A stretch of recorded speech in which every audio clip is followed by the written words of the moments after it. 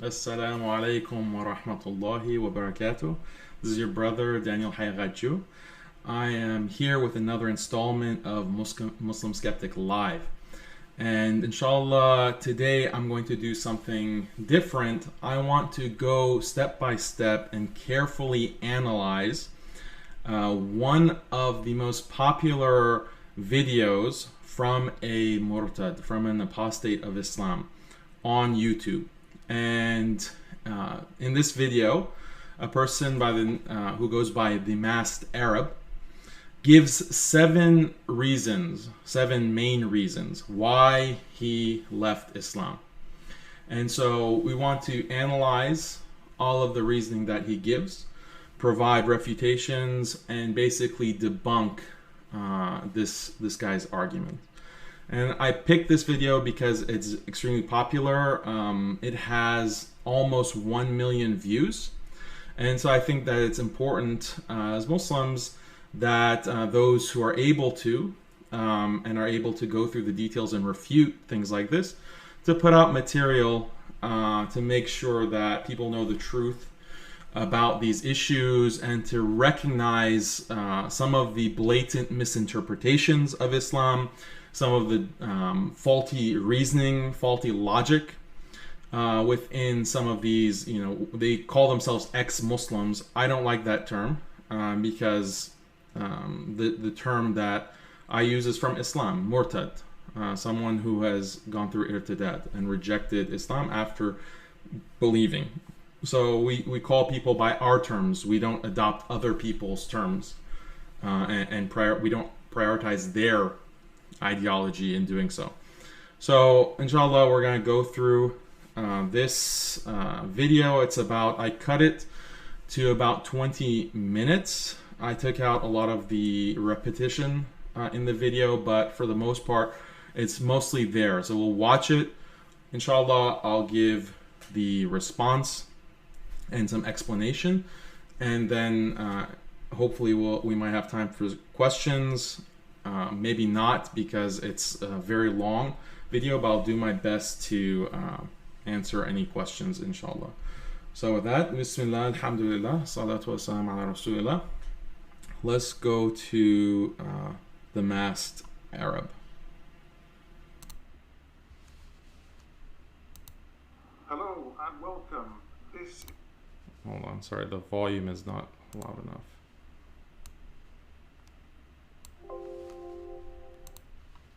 Okay.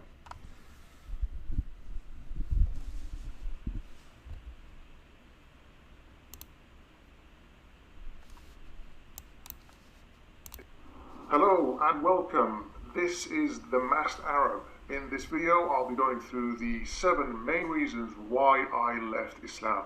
I will try to keep it as short as I can, but we have a lot to get through, so let's get going. Now, before I start, let me just quickly preempt the usual criticism and accusations from the apologists. I'm not going to believe what you say because you're just making it up. I realize you don't trust me, and being skeptical is a good thing, so I'll have my sources in the description below and you can check them for yourself.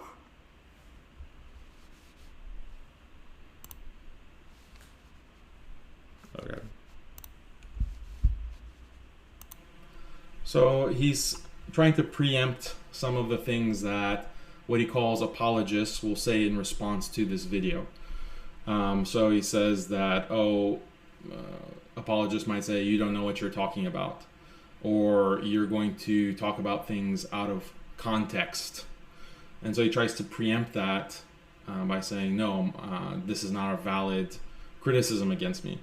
So my critique of his points are not going to be mostly about things being out of context, even though in some parts he's blatantly ignoring context and even distorting some facts. So if you distort context or you leave out context, that can make a big difference, right? If I say that, okay, a man was electrocuted to death by a team of people, and I think, oh, well, that's cruel, that's barbaric. How can a man be executed like that through electrocution?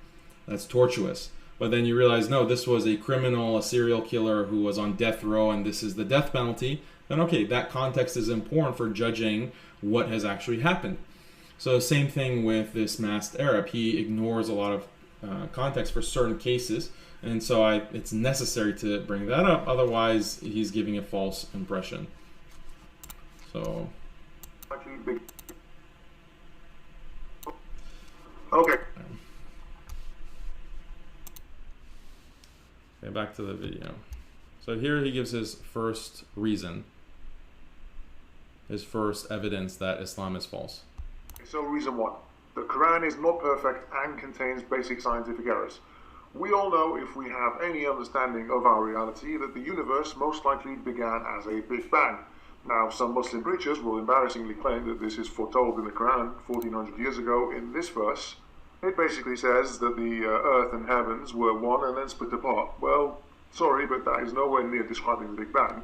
For starters, Earth formed as a result of the universe coming into existence and could not have existed at the very beginning of the universe. Earth was only formed around 9 billion years after the Big Bang, so it was never there at the moment of the Big Bang. And if it was, the planet would have been incinerated in the face of such heat and force. Right, so the first point here, like he says that clearly this doesn't refer to the Big Bang. He cites the ayah from the Quran, have those who disbelieve not considered that the heavens and the earth were a joint entity, and we separated them and made from water every living thing. Okay, so why does that clearly not refer to the Big Bang? I'm not saying it does refer to the Big Bang, but how can he say so definitively that it clearly does not refer to the Big Bang? And so that doesn't really have much weight when he says something like that and just, stipulates that, okay, that can't refer to the Big Bang.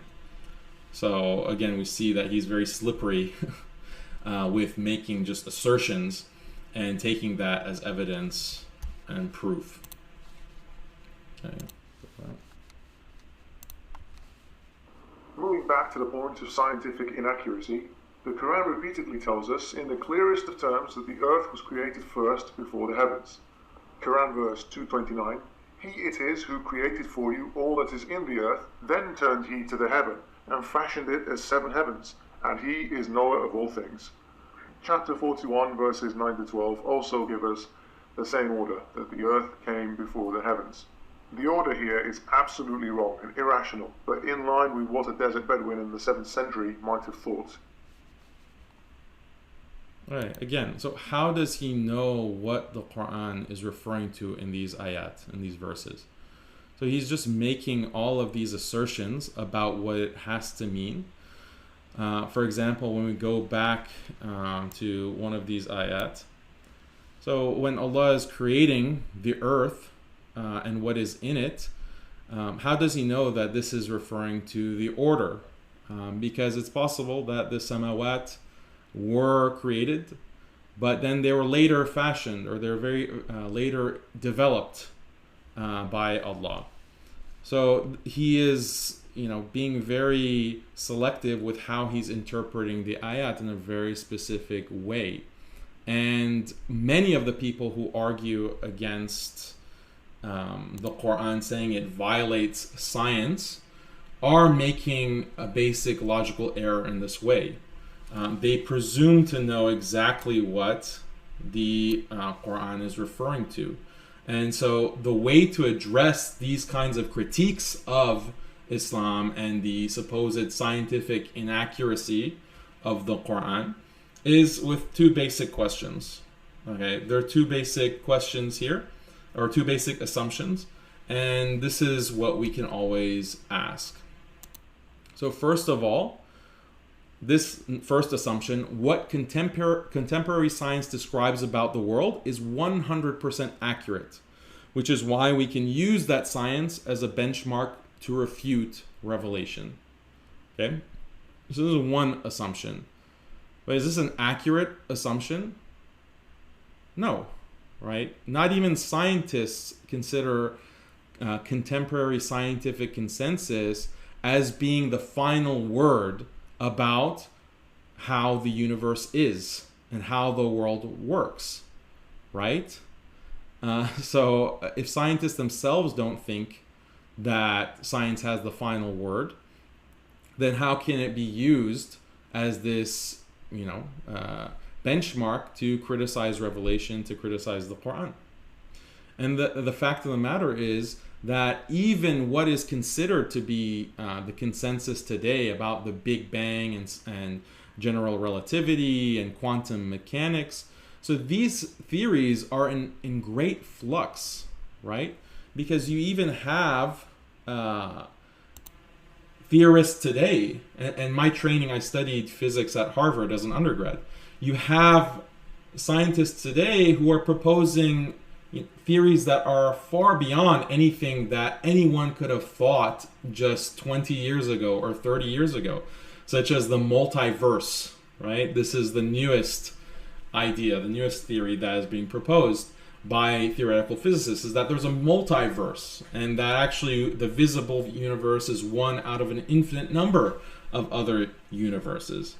So the whole conception of what the universe is would fundamentally change if that turned out to be the case. That's a question whether that can be empirically proven or not, but that's a separate discussion, right? So you have, or the idea of 21-dimensional universe. This is one of the postulates of string theory within theoretical physics, is that the universe has more than 3 spatial dimensions and 1 time dimension. In fact, the universe might have 21 dimensions. And so these are the kinds of theories about fundamental reality. It's constantly in flux. And when we look at the history of science, we see evidence of this. So we see, all of these kinds of major changes and paradigm shifts and so on and so forth.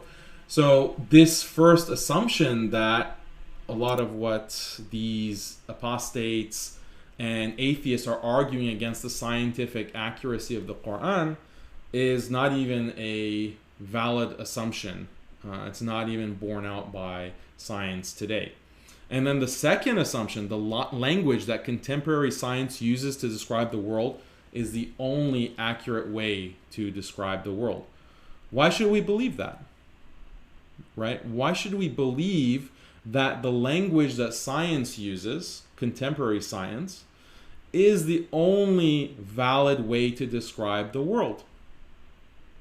Because it's possible that you have other cultures, other religions, other thought systems, other philosophies that are referring to reality, but just using different language, using different terminology. Okay? So what the masked Arab is doing here is he's saying, oh, well, when the Quran is talking about the heavens and the earth, and the Quran is talking about how these things were formed, this is just inaccurate according to science. Well, first of all, how do you know that the science is accurate and that science has the final word on how reality is? That's assumption number one. And then assumption number two, even if we take it for granted that science as it is now has accurately understood the nature of the universe, then you can still have different ways of describing that reality. And that this is even the case with contemporary English language, right?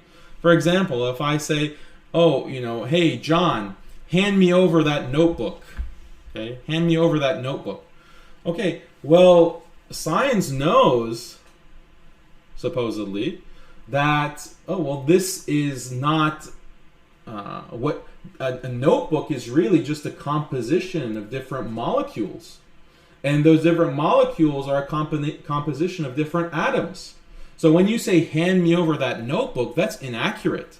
You're talking about a notebook? No, the reality is that these are atoms, and we can weigh those atoms. And actually now we know that atoms have a nucleus with protons and neutrons, and then also electrons. And we also know that actually protons and neutrons are made of quarks, and gluons and all of these different subatomic particles. So it's even inaccurate to say that, oh, this notebook is formed with atoms. No. Okay, it's the reality is gluons and quarks and leptons and so on and so forth. So the language, right? So it depends how is it correct to say that I have a notebook in my hand? Is that an accurate statement? So when the Quran is talking about when Allah is speaking about the heavens and the earth and all of these different cosmological things, or the kawakib, the planets or the satellites, nujum, stars, and so forth, is it how can you say that that's inherently inaccurate? It's only inaccurate if you make the mistake of thinking that only the language of contemporary astronomy, in its very defined way, with its specific definitions, that's the only way that we can talk about the world. So this is a mistaken assumption. And if you understand this point, then all of these kinds of criticisms of the Quran on the basis of its quote-unquote scientific inaccuracy, all of those you can address very easily if you understand these 2 points. Okay, when it comes to science, how do we even know what we don't know, right? How arrogant is it to think that what science has determined and what is the contemporary scientific consensus is the final word, and we truly understand reality for what it is, right? Muslims don't accept that. Our epistemology is that God, the creator of everything, reveals how the universe is formed and different aspects of how the universe works. Of course, the Quran is not a scientific textbook, but that doesn't mean it doesn't contain information about what's around us, where we come from, it's the nature of reality. Okay, so why should we discard that and put our faith in the current scientific consensus, which is changing so drastically and has a history of such change and indeterminacy, and use that as a basis to refute revelation? I mean, that doesn't make sense for Muslims, and for non-Muslims, it is the job of the masked Arab to show, to prove that these 2 assumptions are valid. Okay, and as I explained, there's a lot of reasons to think that they're not valid. Okay, so let's continue.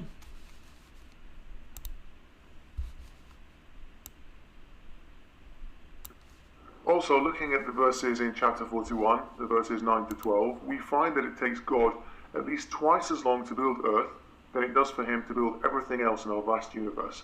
The fact that it would take God longer to build our tiny planet is telling us the author of the Quran had a very geocentric view and was oblivious to reality and the scale of our planet.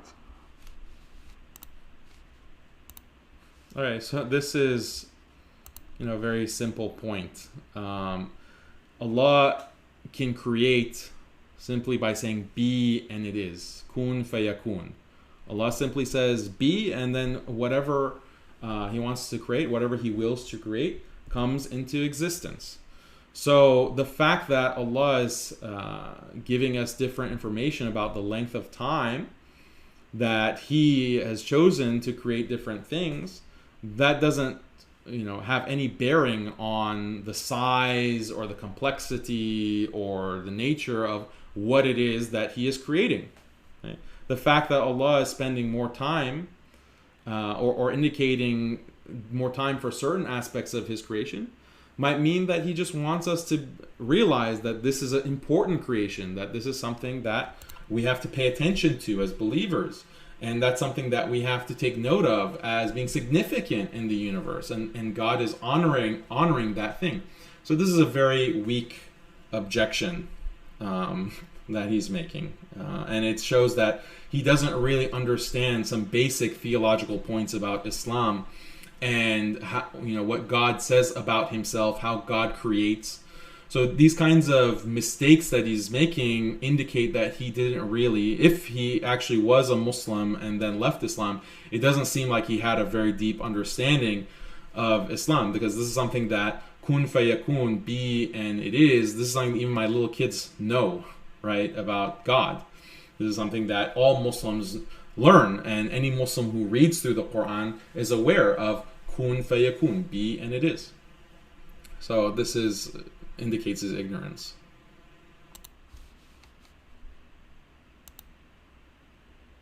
Oh, and the other point that I want to make, he says that the Quran is clearly geocentric. And again, this is just cherry picking, because in other verses, Allah is saying, for example, أَأَنْتُمْ أَشَدُّ خَلْقًا أَمِ السَّمَاءِ, right, in Surah Nazi'at. He's saying, أَأَنْتُمْ أَشَدُّ خَلْقًا أَمِ السَّمَاءِ. Are you the greater creation, or the heavens, or the sky? Right, and so it's a rhetorical question, and the indication is that the heavens, the sky, that is the more significant or weighty creation. And so this is in the Quran, and there are other ayat that indicate this same kind of idea, that human beings are actually very small in the grand scheme of the entirety of the creation of the universe. And there's even hadith where the Prophet sallallahu alaihi wasallam, peace be upon him, says that the earth is compared to the heavens, or compared to the lowest heaven, is like a ring thrown into the desert, right? And again, so showing the insignificance and the relative size and magnitude of the earth, of the lower heavens, compared to the seven heavens, as compared to the throne of Allah, the Arsh. So these are all indications of the kind of ontology of creation, of what Allah has created, what exists, and how do they compare with each other. So it's not geocentric in that sense at all.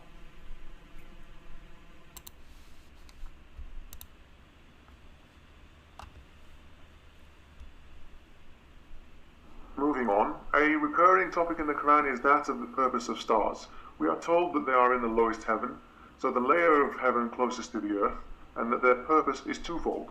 One is stars were created to be a decoration for the night sky, and the other is that they act as a form of protection for God and the angels, and what's called the High Council or Exalted Assembly in heaven, where God and the angels reside. So, it's very basic mistakes that no Muslim would actually make. Like, nowhere in the Quran, in the verse that he cited, says that the stars are a means of protection for God. Allah doesn't need anyone's protection, especially not from created things within His creation. So this is a basic fundamental mistake. And then where God resides, Allah does not reside anywhere, and He certainly does not reside in a council or assembly with angels.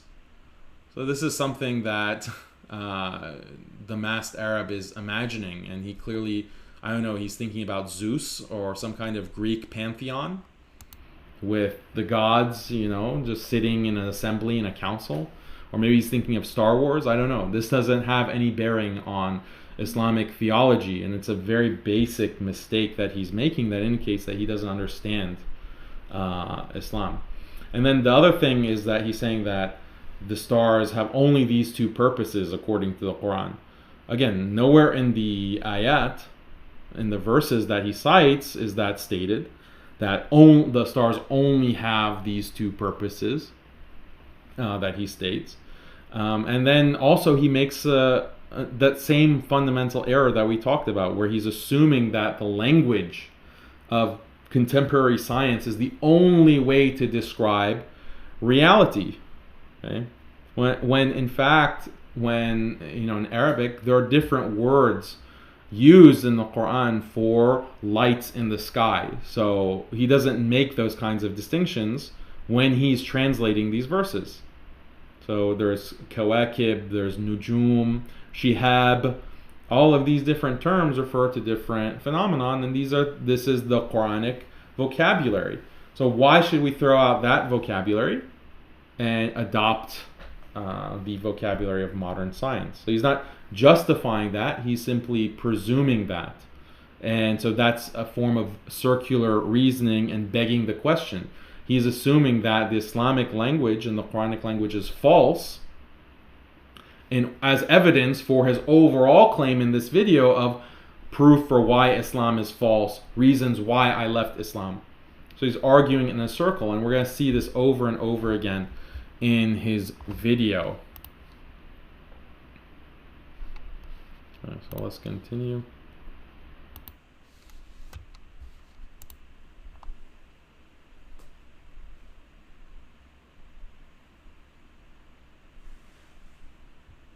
The stars are pelted at devils trying to listen in to what's being said in the heavens. Now there are two main problems here beside the obvious absurdity and mythical nature of this story. The first is that shooting stars are not actually stars but meteors. And the second is these meteors burn in the layer of the atmosphere just above Earth called the mesosphere. It's clearly an ancient legend that tries to explain why they were shooting stars to primitive people who didn't understand the world around us. So again, he's begging the question. He's saying that this is clearly a primitive myth. Okay, why? Because he's not able to correlate exactly the modern astronomical jargon and terms, the difference between stars and meteors and meteorites, asteroids and so forth, with the vocabulary of the Quran. But again, this goes back to the first two questions that I showed you. The first question, does science have the complete reality? Okay, that's one question. And if it does, if we concede that, then why should only that language be used to describe reality? In fact, some theoretical physicists will say that you can't even use English to describe reality because mathematics is the true language of reality. So if you really want to talk about the way the universe works and how the cosmos functions, you have to use math. Actually, you have to use field equations and tensors and all of these kinds of mathematical concepts and formula. That's the only way. So this is something that we have to appreciate when we look at how science can inform us about the nature of reality versus what revelation tells us about reality. So this is not he's not proving anything. He's not showing any clear contradiction. He's just making these assumptions and then imposing it and taking them for granted.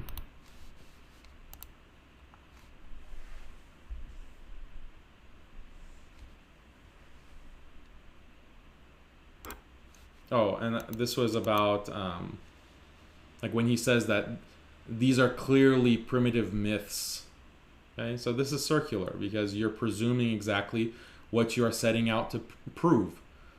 Right? You're just giving some verses from the Quran and saying this is clearly primitive because it doesn't match exactly what we'd find in a scientific textbook. Okay? And so that's reason to think that the Quran is false and therefore Islam is false. But no, you're arguing in a circle. This is begging the question. Reason number two. The Quran has contradictions as well as grammatical and historical errors. According to Islamic history, the first major battle the Muslims fought against the pagan Arabs were at the wells of Badr, around 130 kilometers southwest of Medina, not too far from the Red Sea. Muslims claimed their army defeated a far larger army, and Muhammad said this was due to a number of angels who came down to help them in battle. But how many angels helped the Muslims win the Battle of Badr?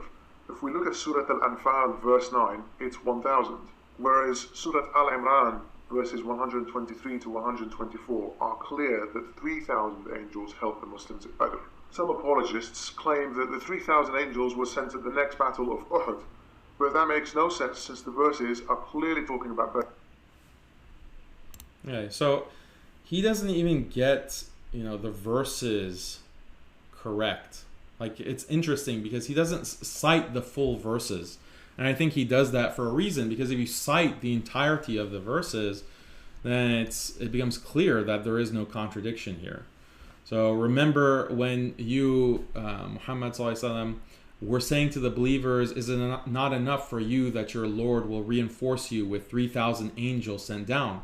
Of course it's enough. In fact, if you all are steadfast and God-fearing and they rush and attack towards you, then your Lord will reinforce you with 5,000 angels bearing distinguished markings. So this is the first couple of verses he cites, and he says that this is a contradiction with with the other verse. Remember when you all cried out for help from your Lord, and so you were answered thus: indeed, I'll reinforce you with 1,000 angels, rank after rank. Okay, so this is completely, two separate instances. Okay, these verses aren't saying what the final amount of angels there were. Okay, the final number of angels that they were actually present in the Battle of Badr. Okay, so and this is actually what some of the commentators mention, and even there's a narration, okay, that is reported by Ibn Hajar, and in this narration, Ibn Anas said, Allah aided the Muslims on the day of Badr with 1,000 angels. Then he increased them in help, so there were 3,000, and then he increased them in help, so there were 5,000. So this increase was due to their steadfastness, as mentioned in the Quran, and being God-fearing, and so forth. So this is not a contradiction. None of the mufassirin, the exegetes of the Quran, took this as a contradiction, and it's clear when you read the full verse. Okay, so we're getting like even more ridiculous in terms of taking things out of context. He's not even citing the full verses when he's claiming that there are contradictions in the Quran. Okay, so let's continue.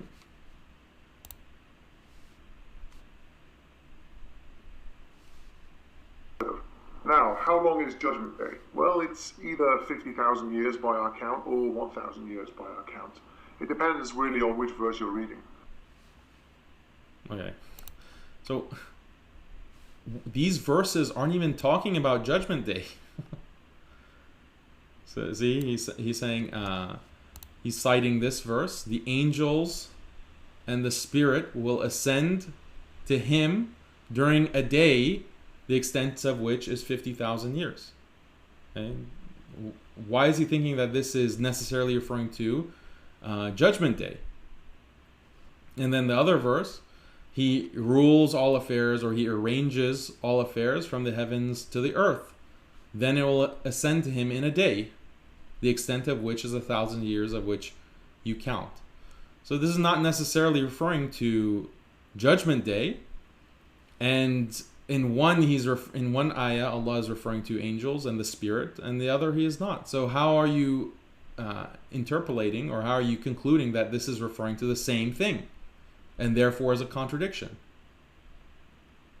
So just a basic reading of the ayat, of the verses, shows that something funny is going on. Like he's creating contradictions by misreading the verses. Okay? Not even misinterpreting, just misreading them, and just assuming at what they are referring to. Okay, so these are not contradictions. Okay, let's continue. 1,000 years by our count. It depends.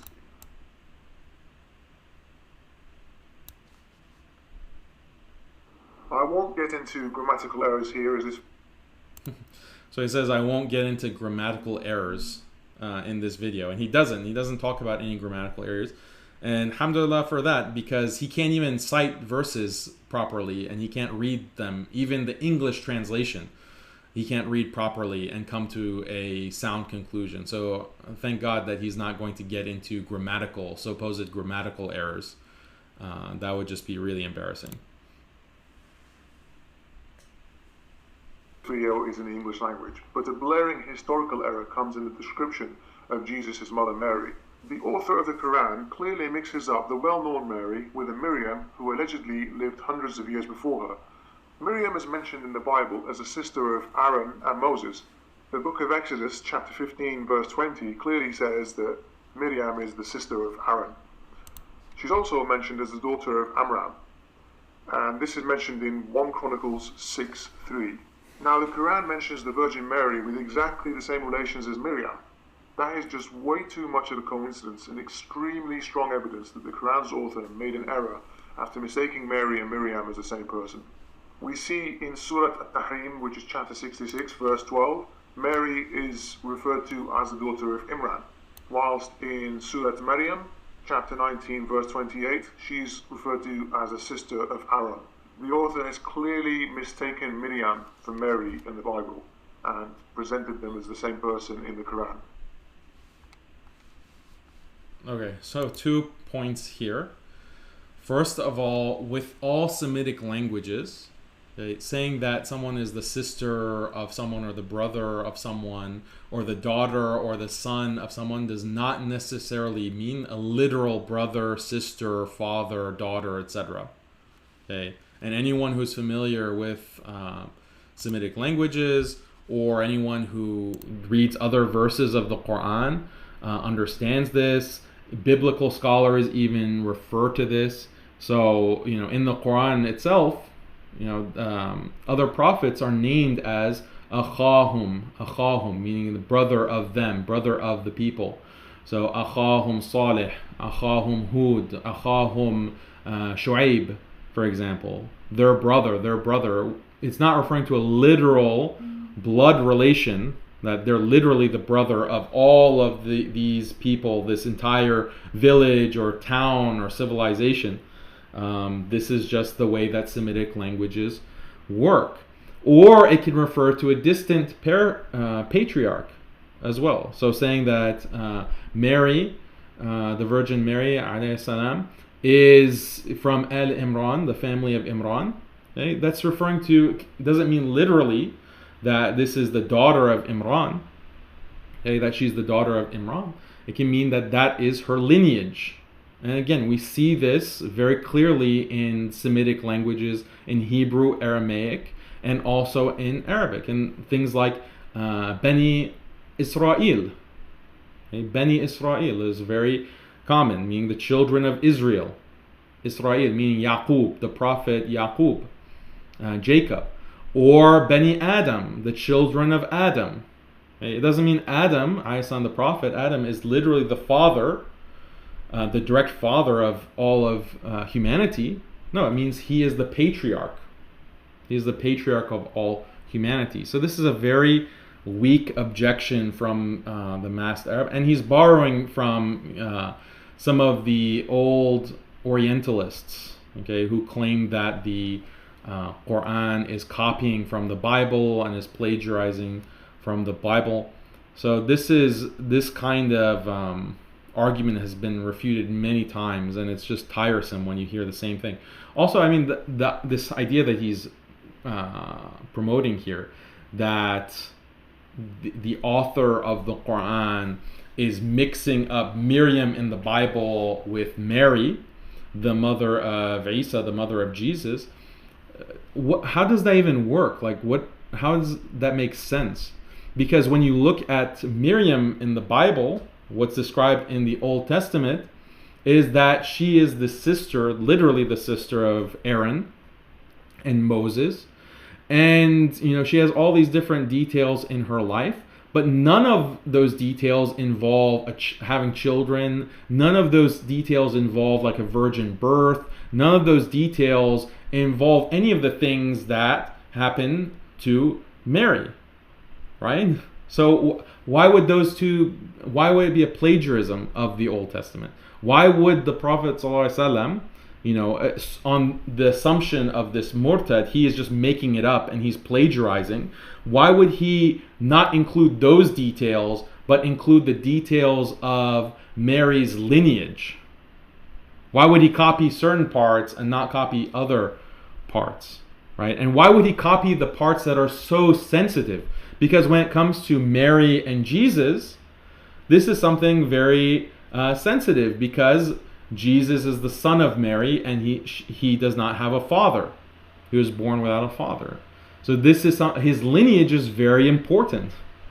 So according to the masked Arab, the Prophet ﷺ is plagiarizing just that detail that would be the most sensitive and that critics would be the most keen on, and doesn't plagiarize anything else and doesn't mix up anything else with the actual life of this biblical person, Miriam. So that doesn't really make sense. And it shows that he's, this is just confirmation bias. This is just cherry picking and trying to weave a coherent narrative of plagiarism and copying when none really exists.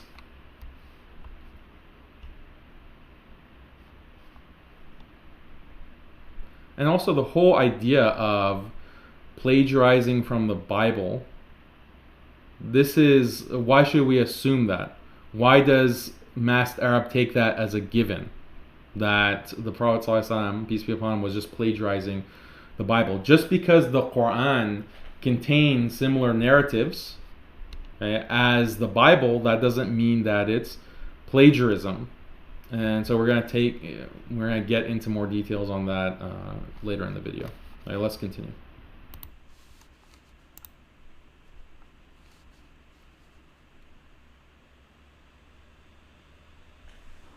On to reason 3, the life and actions of Muhammad.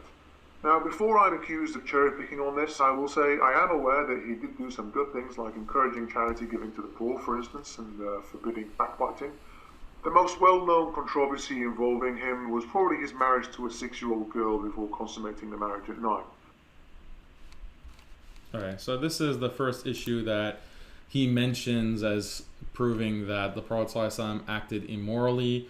A lot of the enemies of Islam and Murtads will point to this, the age of Aisha and her marriage to the Prophet ﷺ. So I think that this is very easily addressed, and I would have to, create a whole new video to just focus on this, to give all the details. But I just want to mention a few points.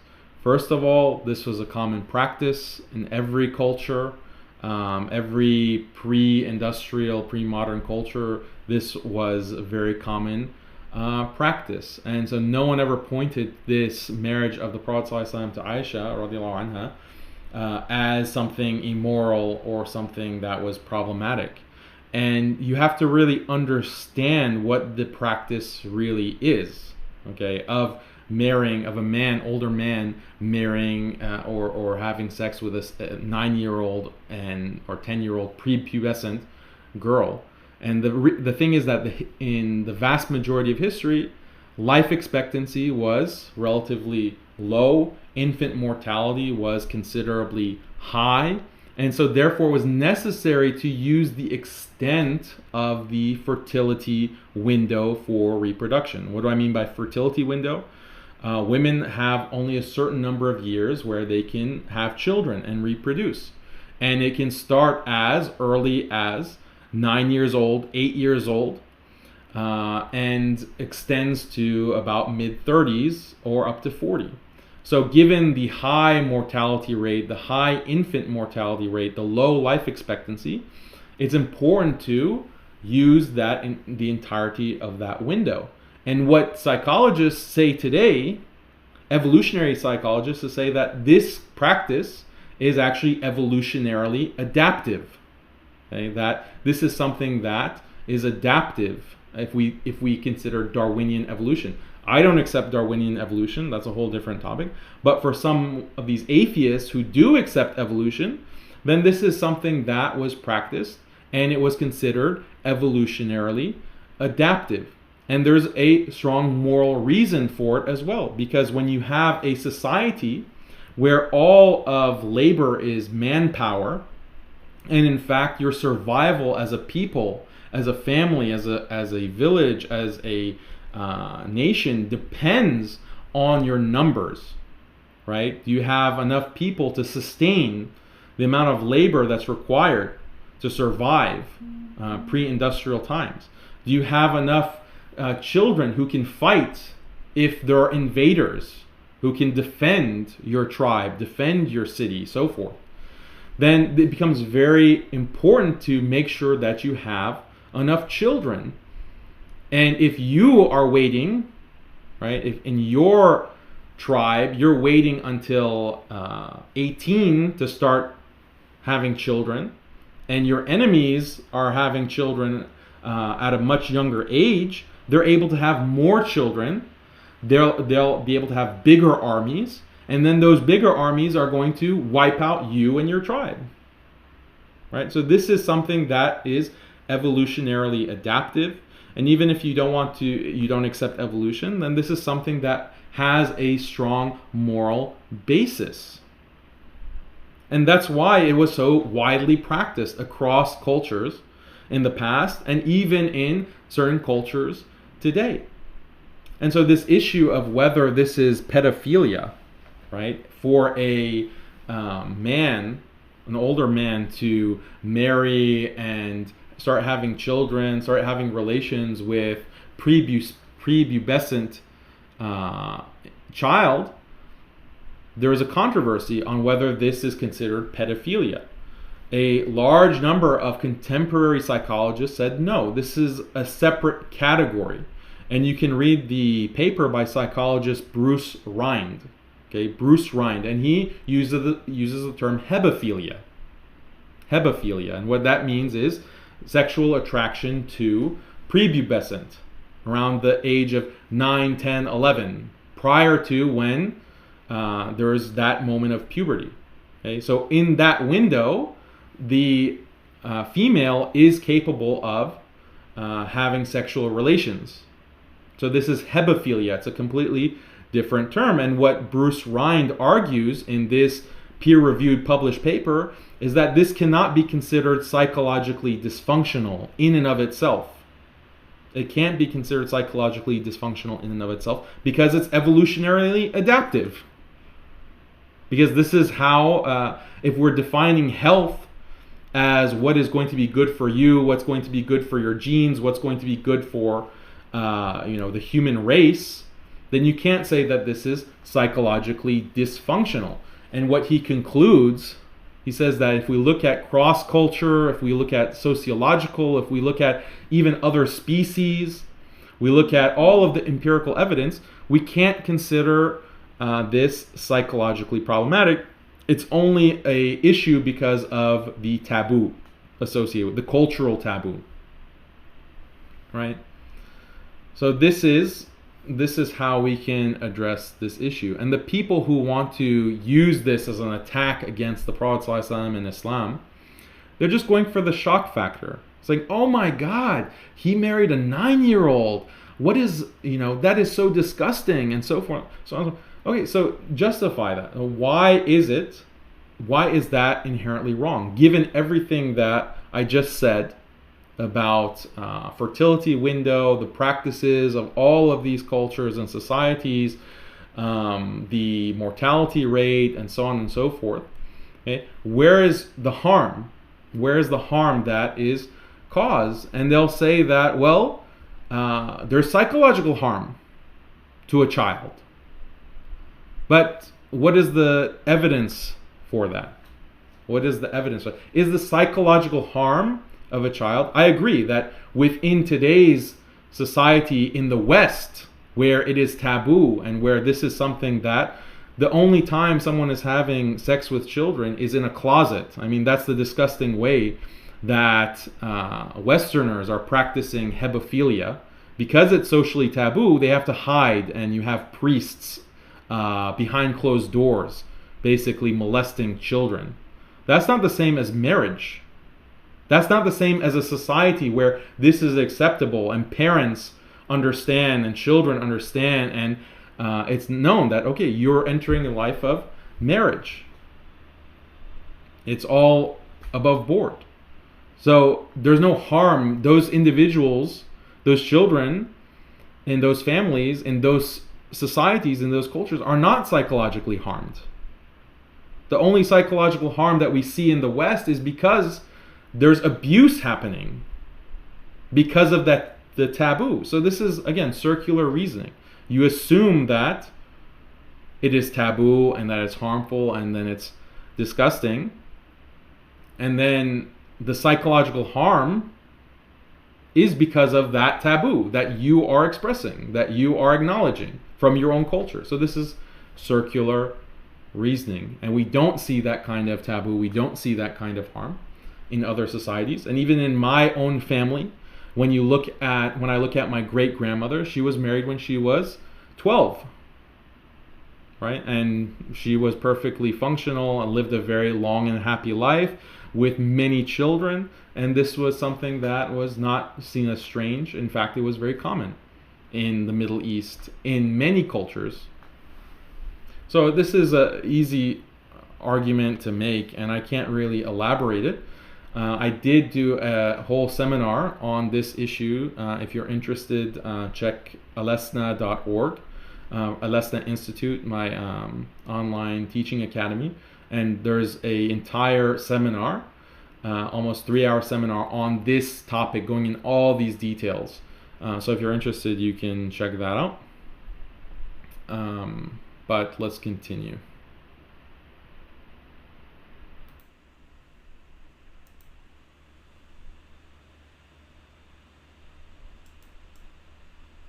Muhammad was a violent man who led at least 30 raids against his opponents and encouraged banditry against trade caravans where his men looted goods and killed traveling merchants.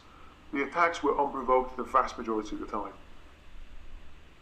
All right, so I don't know how he's coming up to the conclusion that the attacks were unprovoked, right? The raids against different caravans, this is just a function of war. Whenever two countries or two nations are at war, part of war is to hit supply lines, to attack supply lines. Okay, so when you have the Quraysh and other tribes that are allying with the Quraysh, attacking the Muslims, trying to destroy and annihilate and exterminate the Muslims, so this is a state of war. And within the state of war, it is valid and considered by even modern international law to attack trade lines, right, and supply lines and so forth. So to say that this was unprovoked is kind of a stretch.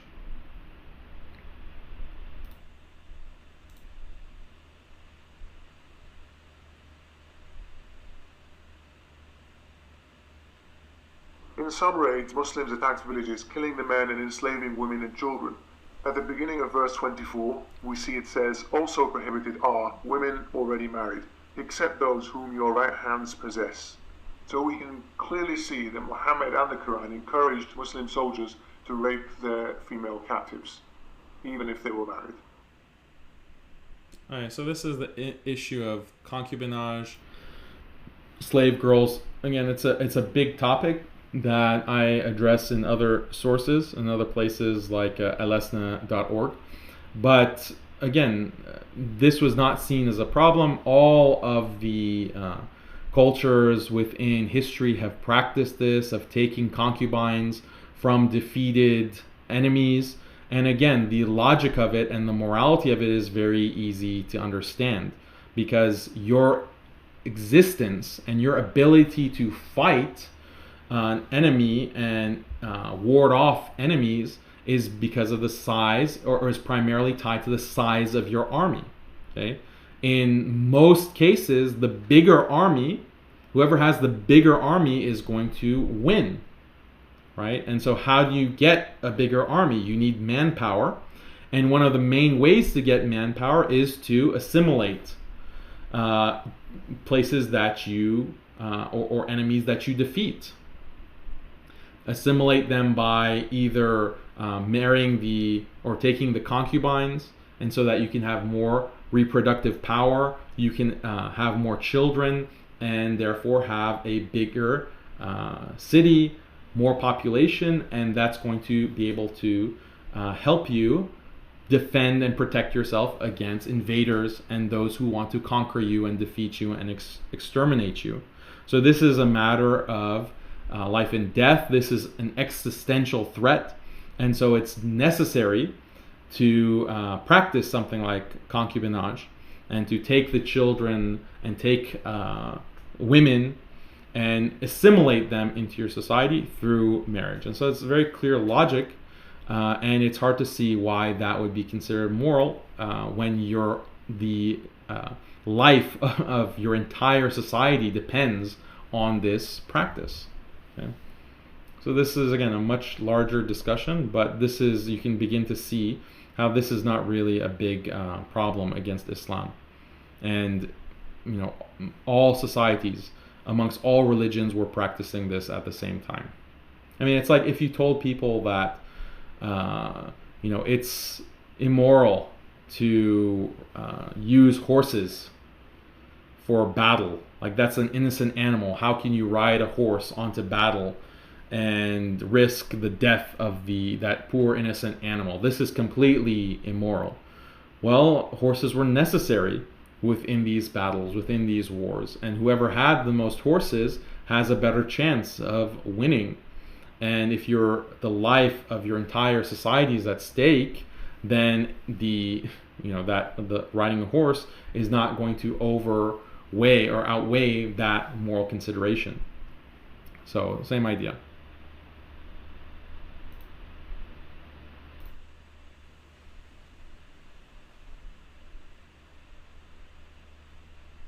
Muhammad was also obsessed with the Jews. He initially felt he could convince them to join him and accept his prophethood, but they kept insisting for miracles that he couldn't provide. So he became increasingly frustrated with them and began to come up with reasons to attack them, banish them, and take over their wealth and property. All right, so he's citing all of these ayat, all of these verses, but what do these verses say? None of them talk about Jews asking for miracles and then the Prophet ﷺ being frustrated with them. So I don't know where he's getting that from. Okay? He's just saying that, Jews asked the Prophet ﷺ for miracles and he couldn't provide it and he got frustrated. That's not what those verses say. None of them. And what he's referring to are verses like, and for example, if he says verse 13:7, and those who disbelieve say, why has not a sign been sent down to him from his Lord? You are only a warner, and for every people is a guide. So these ayat are actually referring to disbelievers who are demanding signs, but signs are given to them and miracles are shown to them, and they still persist on their disbelief. That's what these verses are referring to. Okay?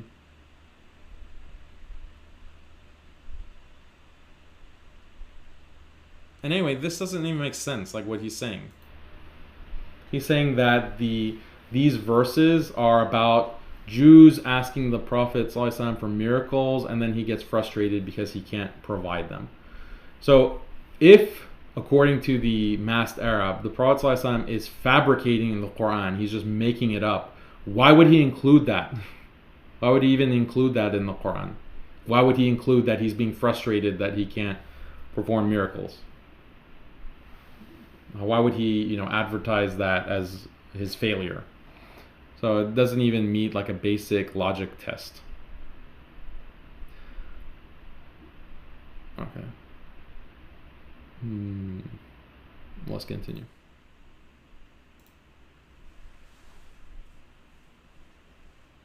He banished a couple of Jewish tribes from Medina, but then the third and final tribe weren't as fortunate. The Banu Qurayza had been accused of not doing enough to support Muhammad in his battles, and he besieged their fortress for 25 days with no food or water allowed in before they were forced to surrender. Right, then here again, he's talking about they're unprovoked, as if the Prophet ﷺ and the Muslims were just randomly attacking a tribe of Jews, like just because they're so violent and barbaric. This is a complete misrepresentation of what actually happened. Okay? When it came to Banu Qurayza, specifically, they broke their treaty. They committed the most treacherous act possible. Basically, the Quraysh, the Mushrikeen, the main enemies of the Prophet ﷺ and the Muslims, were attacking Medina in the Battle of the Trench. And so the Muslims were holding off these attackers from one side of Medina, from one side of the city. And then they had made an agreement with Banu Qurayza, with this Jewish tribe, to basically protect the other flank of the city. But then they, in a treacherous way, broke that agreement, and collaborated with the Quraysh so that the Quraysh can go from the back of the city, from the other side, and basically trap the Muslims. And so this was an extremely treacherous act that was meant to completely annihilate and destroy and exterminate the Muslims, right? So that kind of treachery was what happened. It wasn't an unprovoked, a conflict where the Muslims were just trying to be hostile towards this innocent tribe.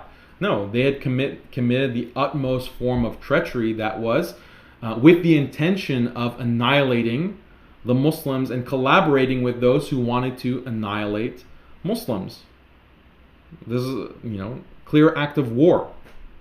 So, but Masked Arab completely ignores all those details and says, oh, this was, innocent Jewish tribe, unprovoked. The Muslims and the Prophet ﷺ are so bloodthirsty that they're going to attack them.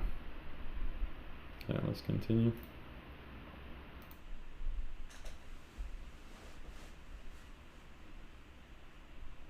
As the Jews sat awaiting their punishment, some Muslims from the Aus tribe begged Muhammad to be lenient in his sentence, but he appointed a man known for his contempt towards the Bani Qurayza to issue a sentence against them. This man, Sa'ad ibn Mu'adh, ordered that all men and boys who have reached puberty are beheaded. Estimates of people beheaded that day range from 600 to 900 people. I ask Muslims here to be honest with themselves. If they were on the receiving end of such barbarity, would they give the same excuses that they give now for this brutal massacre? Yeah, so he wants to ask this kind of question, and all that I'll say is that the punishment fits the crime, right? You want to act that kind of treacherously, and attack the Muslims in this kind of way in war at such a sensitive moment and put the entire Muslim ummah in danger of annihilation. Okay, so there's a consequence for that, right, in war, and everyone recognizes that, and there's no disagreement on standards of just warfare and practices within war. That's what war is. So punishment fits the crime. They acted like that and they got the just punishment. And even the Prophet ﷺ, as he butchers the story, but what he did was he appointed someone who was familiar with Banu Qurayza and who was familiar with the Torah and their book, the Old Testament, and he ruled and gave the punishment according to their own book.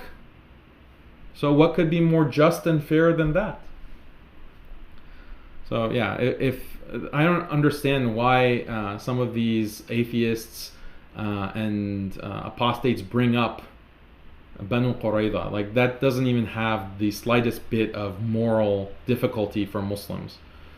It's not hard to explain at all.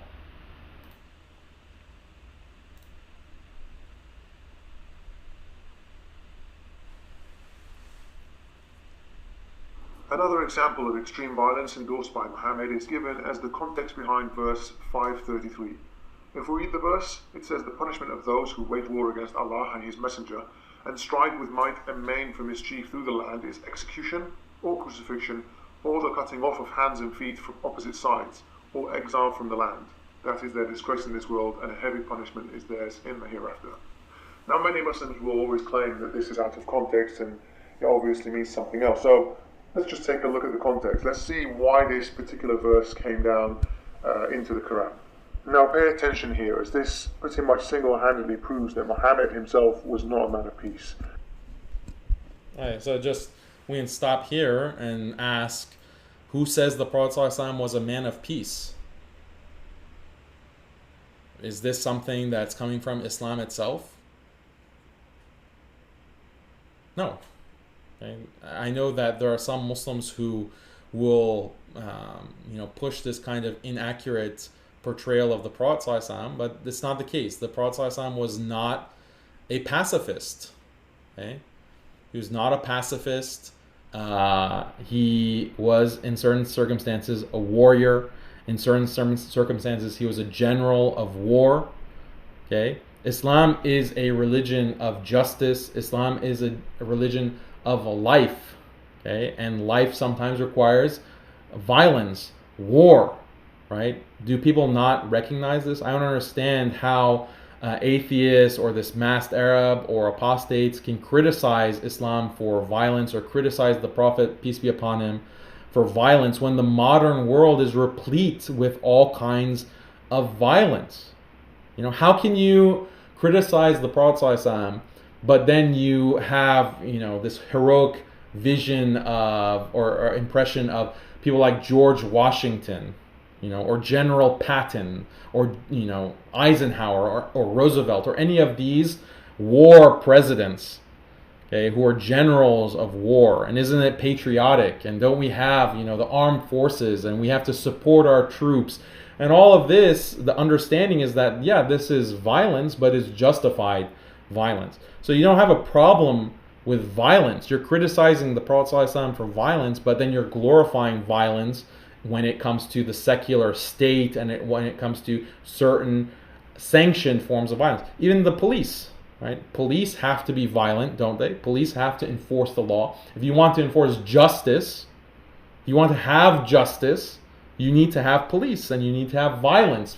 Police have to act violently, right? So these two things go hand in hand, justice and violence.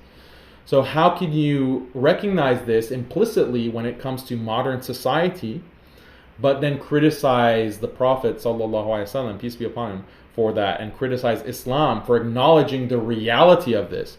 This is just more indication that Islam is the truth, and that other religions that are pacifist or don't have this same kind of ideas and concepts, this is evidence that they're not true, or that they're not applicable, or they're not universal. So I don't understand this claim that, the Prophet ﷺ was not a man of peace. Well, yeah, I agree.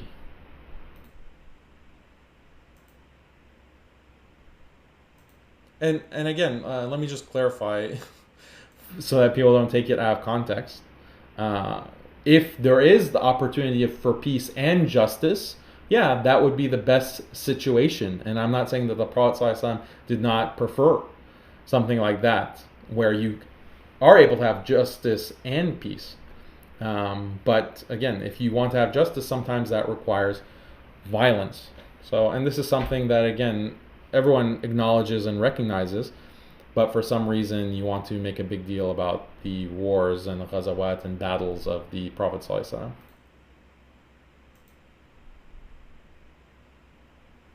One day, a group of people from Ukal and Urayna approached Muhammad and asked for help. He sent one of his companions with them, along with camels, and told them that they could drink camel milk and urine on their journey. Once they were far enough from Muhammad, the people killed the companion and stole the camels. However, Muhammad sent out for them and captured them. Then he personally committed one of the worst acts of violence imaginable. He chopped off their hands and feet, then gouged their eyes out before leaving them there to die in the desert a slow and painful death. This is absolutely outrageous and flies in the face of swift justice. Okay, again, punishment fits the crime. I don't see any moral problem. You described how these criminals ambushed a man and killed him and stole from him. Okay, this is, according to some, an act of war even. Okay, this is brigandry. And so, according to Islamic law, there is a had for that. Okay, that is a death sentence. And so they're all collaborating. But even outside of the moral parameters of Islamic law, people recognize that these are people who collaborated to kill in cold blood an innocent person. So they should be punished. And in certain circumstances, like this kind of treachery, it is so significant that, yeah, a brutal punishment is actually justified. So it deters this kind of behavior. It deters this kind of treachery and murder, cold-blooded murder. So there's nothing that bothers me, even in the slightest. And if it bothers you, then, I mean, there must be some kind of issue with your morality.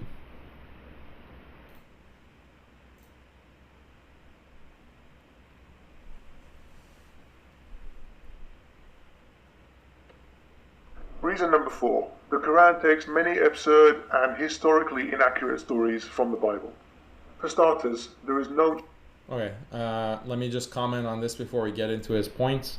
What I was mentioning before, why do we have to think that just because the Bible and the Quran have the same stories or similar stories, that this means that the Quran has plagiarized from the Bible? And the example that I always give is that you have many history books that all mention George Washington, that all mention the Revolutionary War, that all mention, the forming of the Constitution. All of these books are saying the same exact thing. Does that mean that they plagiarized from each other, or that they're all plagiarizing from one source? No. It just means that these were historical events, that these things happened, and that different sources are narrating those events from reality. And that's the case with Islam. That's the case with the Quran. The Bible, as Muslims acknowledge, that the original uncorrupted Bible was revelation from God, where God is telling about the stories of different prophets so that we take their example and we emulate them and we learn from their lives. Okay? So those stories are relevant, some of them throughout human history. And so they're reaffirmed in the Quran.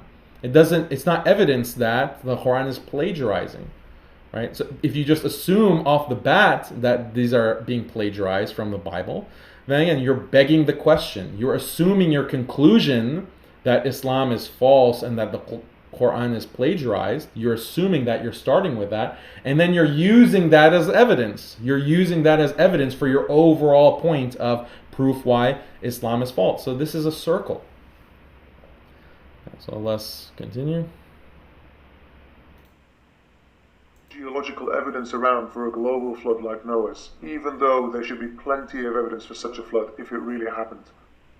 All right, so the first thing he says, there's no evidence for a global flood as mentioned in the Bible and also mentioned in the Quran.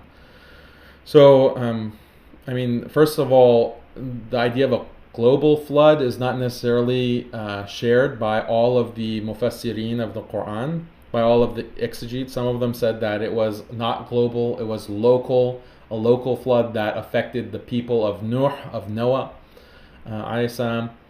So that's one point. But even if we assume that it was a global flood, is it true that there is no archaeological evidence for this? No, there is evidence, okay? And there's different things I'll cite for you. First of all, Robert Ballard, one of the world's best-known underwater archaeologists, has said that there is evidence of a major flood, and he cites the fact that the Black Sea in the past used to be fresh water, and then at one particular point in history, about 5000 BC, it suddenly becomes salt water. And he says that what possibly explains this, is that there was so much ice within a particular ice age of that time. Ice that was 1 mile thick, over New York City, for example, or Chicago, in these parts of the globe. And that ice melted, and that created a huge flood that pushed ocean water and water in the Mediterranean into the Black Sea and made it into salt water. And he actually did an analysis of fossils and different debris within the subsurface around the coast of the Black Sea. And he has archaeological evidence to prove that this was something that could have happened around 5000 BC. So Robert Ballard, this is archaeological evidence. And then there's other evidence as well. Recently, scientists have confirmed that underneath the crust of the earth, there is a lot of water. Enough water to fill 3 times as much as what is currently in the oceans of the earth. So you have all of this water that, if it were on the surface, could cover the entire globe underwater. Okay, so this is evidence, and those scientists acknowledge that at some point this water could have been on the surface at some point, And different kinds of geological events could have changed whether that water is on the surface or underneath the surface. So there's plenty of archaeological evidence for this, or even with Mars, right? This is something that just came to me right now. You have the astronomers and those who analyze the surface of Mars, the planet Mars, that they are hypothesizing that there are oceans of water underneath the surface of Mars. And they think that there is good evidence for that based on the probes that they've sent to the Martian surface. And so it's possible that even though the surface of the planet is relatively dry in the current moment, it doesn't mean that historically there wasn't a significant amount of water on the surface of the planet. So this is all evidence. So when the masked Arab says that, just definitively, again, asserting that, oh, there's no archaeological evidence. Okay, well, you clearly are not well read enough to understand that there is evidence of this. And so you're deliberately turning away from that. All right, let's continue.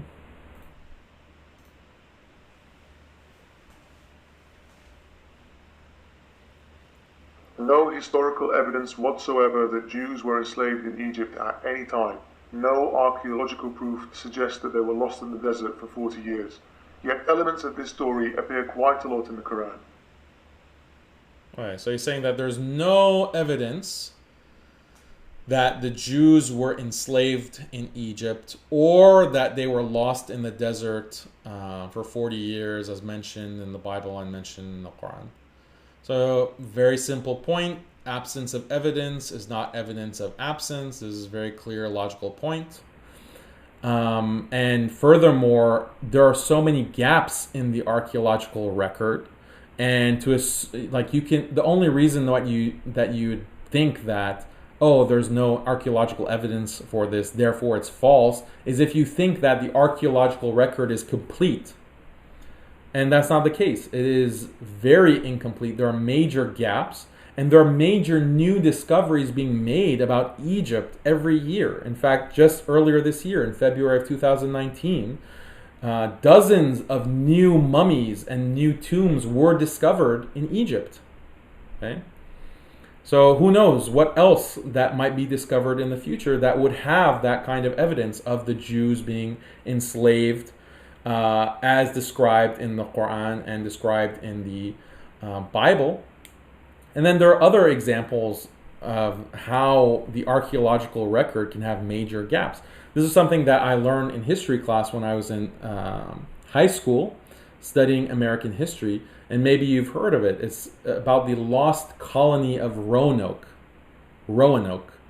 And this was in 1587 that a colony, English colony, was established off the coast of North Carolina. Okay? And then the governor of this colony, after he established the colony in 1587, he returned to England, and then he came back after 2 years. And when he came back, there was no trace of the colony. Absolutely no trace. And this was, not just one or two people. This was, between 100 and 200 colonizers who had formed this colony on this island.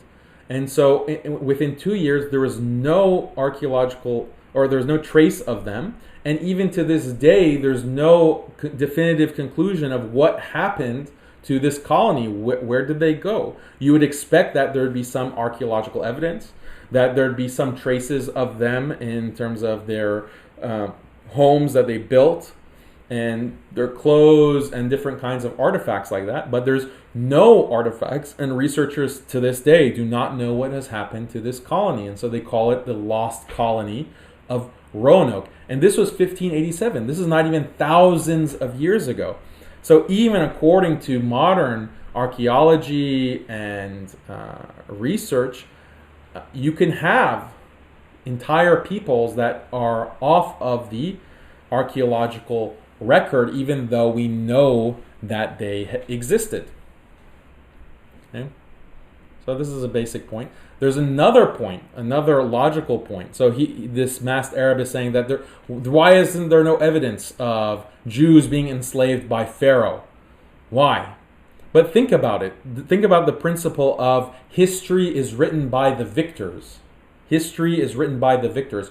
Why would the Egyptians record the fact that they were defeated and they were embarrassed, right? And their Pharaoh was killed and died and drowned. Why would they record this event? It would be an embarrassment, right? That this ragtag group of Jews and Israelites completely undermined their system of government and got the better of them. Why would they record that? And the Jews, okay, that are the Israelites, Beni Israel, that are now in the desert, they're not going to have a record either. They're lost in the desert, and they just have the tradition that's passed on. And so that exists, but why are you expecting an archaeological record like that when history is written by the victors? Okay, so these are some of the basic points that you can make to that.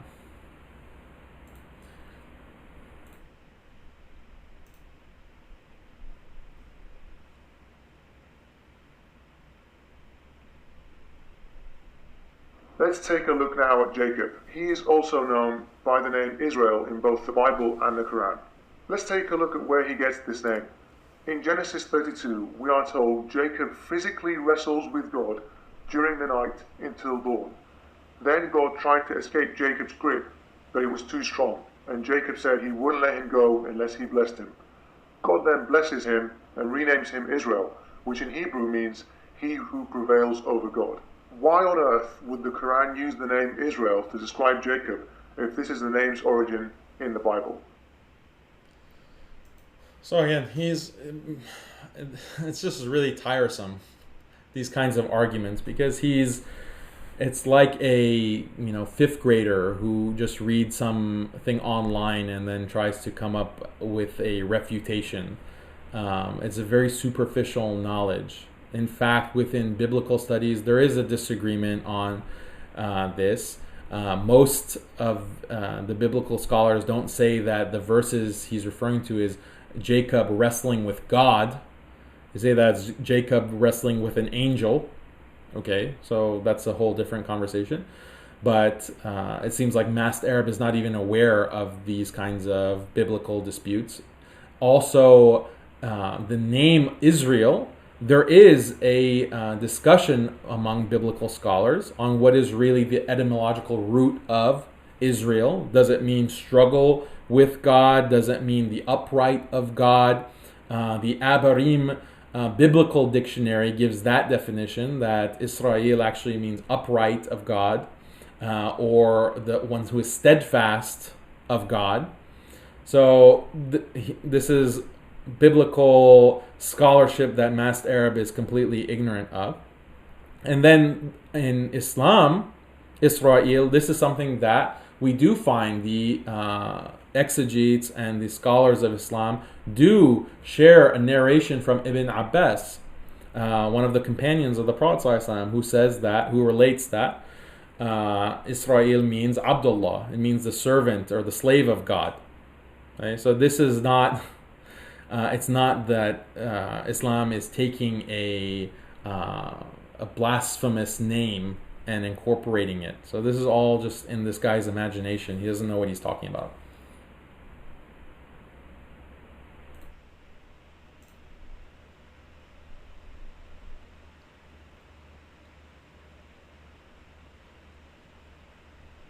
Another bizarre story that is copied from the Bible is the story of Lot, where he hosts two angels in his home, and a homosexual mob demand Lot hand them over to be raped. Lot, instead, being the good man he is, offers his two virgin daughters for the mob to rape instead. Luckily for the girls, the homosexual mob declined Lot's insane offer. This is mentioned in Genesis 19, but it's also mentioned twice in the Quran. Firstly in Surah Hud, chapter 11, verse 78, and also in Surah Al-Hijr, chapter 15, verse 71. So this is like a bad faith argument. He's arguing against Lut alayhi salam and what's mentioned within the Quran, where Lut, here I'll read you the ayat. And when our messengers came unto Lut, he was distressed and knew not how to protect them.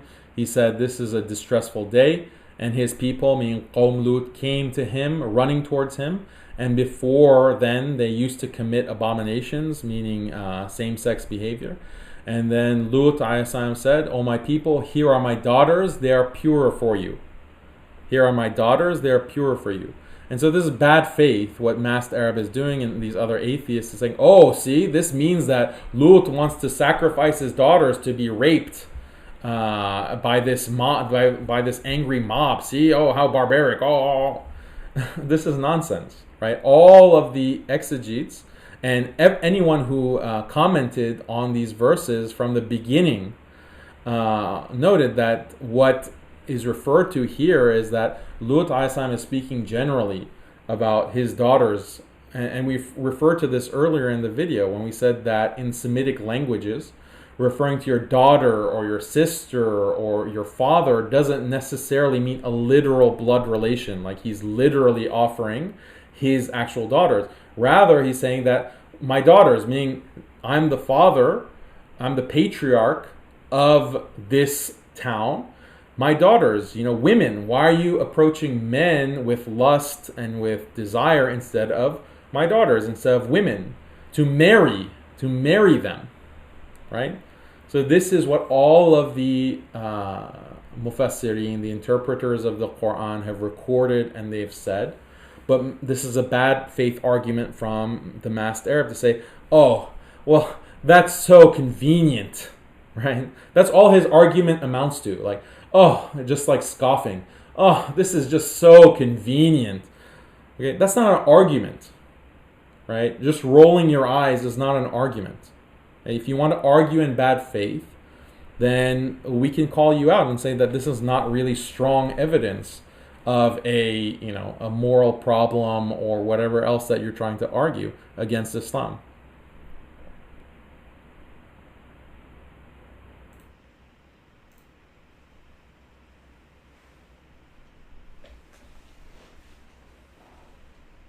Reason number 5, the pagan origins of belief. Islam seems to take a lot of what pagans used to believe. Let's remember that the Sumerian religion was likely the first organized religion in the region and possibly the entire world. Evidence, what is the evidence that the Sumerian religion was the first? He used these kinds of weasel words, like it likely was, or this is probably the case. Okay, what's the proof of that? If you're trying to make this logical argument against Islam, then you have to do better than that. They believed in the concept of 7 heavens and 7 earths. They had a superstition with the number 7 because of what they observed about the night sky, where 7 objects, namely the sun, moon, and 5 inner planets of the solar system, all moved independently and were not fixed like the stars appear to be. Surah Al-Talaq, chapter 65, verse 12 reads, Allah is He who created 7 firmaments, and on the earth a similar number. Now, we obviously know now that there aren't 7 earths or 7 heavens, but even if someone claims we might not know the meaning, isn't it dubious to say the least that this idea was proposed well before the Quran stated it? I mean, it was an incorrectly held common belief long before the 7th century that there were 7 heavens. Let's see.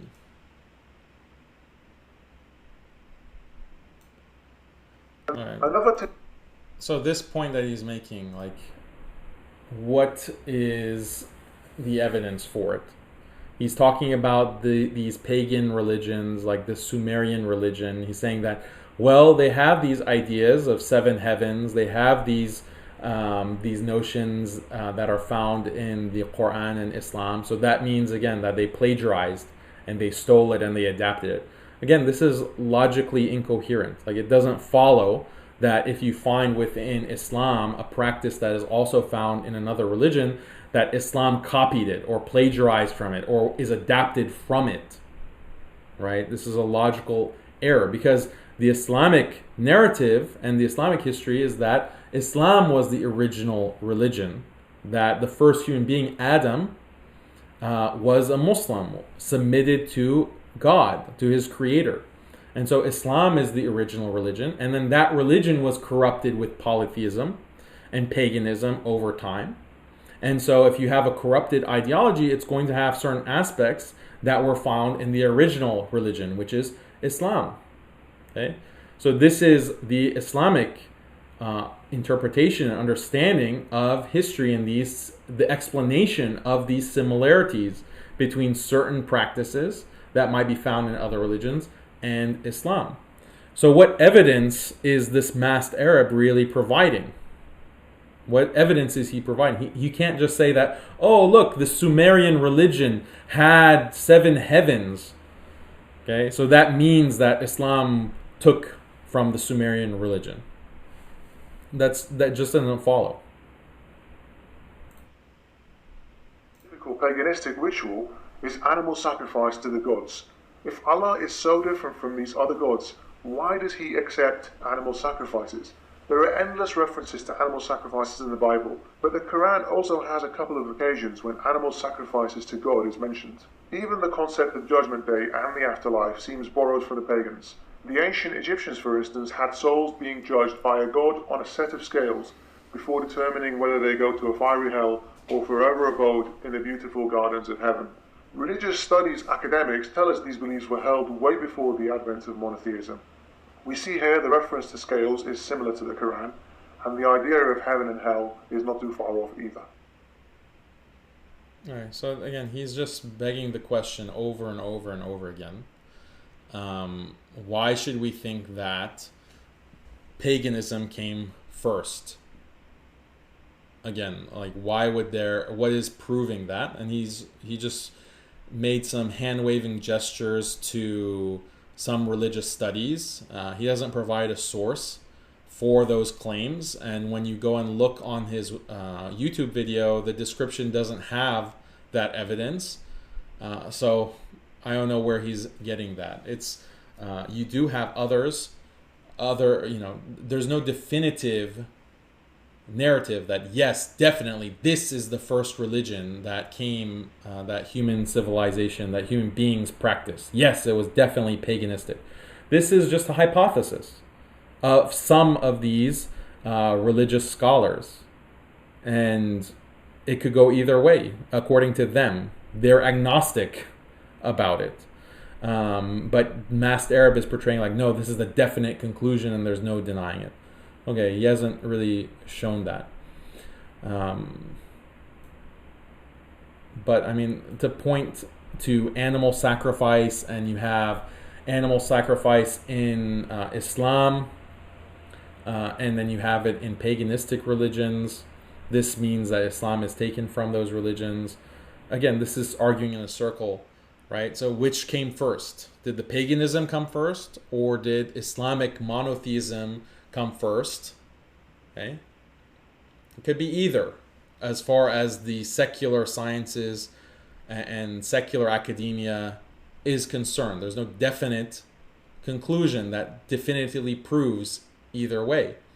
Okay, but he just asserts that no, paganism came first, and the Islamic narrative that Islam is the original religion, that Islam came first, he just presumes that that's false, right? And he uses that presumption in his overall argument for why Islam is false.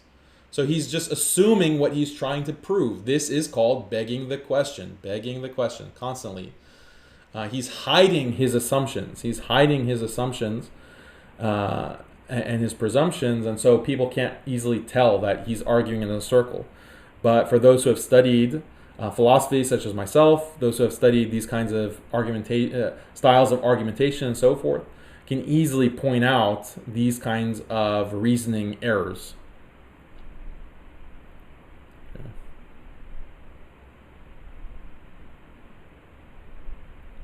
Okay, so we're getting to the last sections. Reason number 6 that I'm no longer a Muslim is the concept of divine justice is flawed. When you have a God who vows to place you in eternal hellfire if you simply don't believe in his existence, that in itself is not very just, given he created you with a mind that used rational reasoning to reach a conclusion based on evidence you have.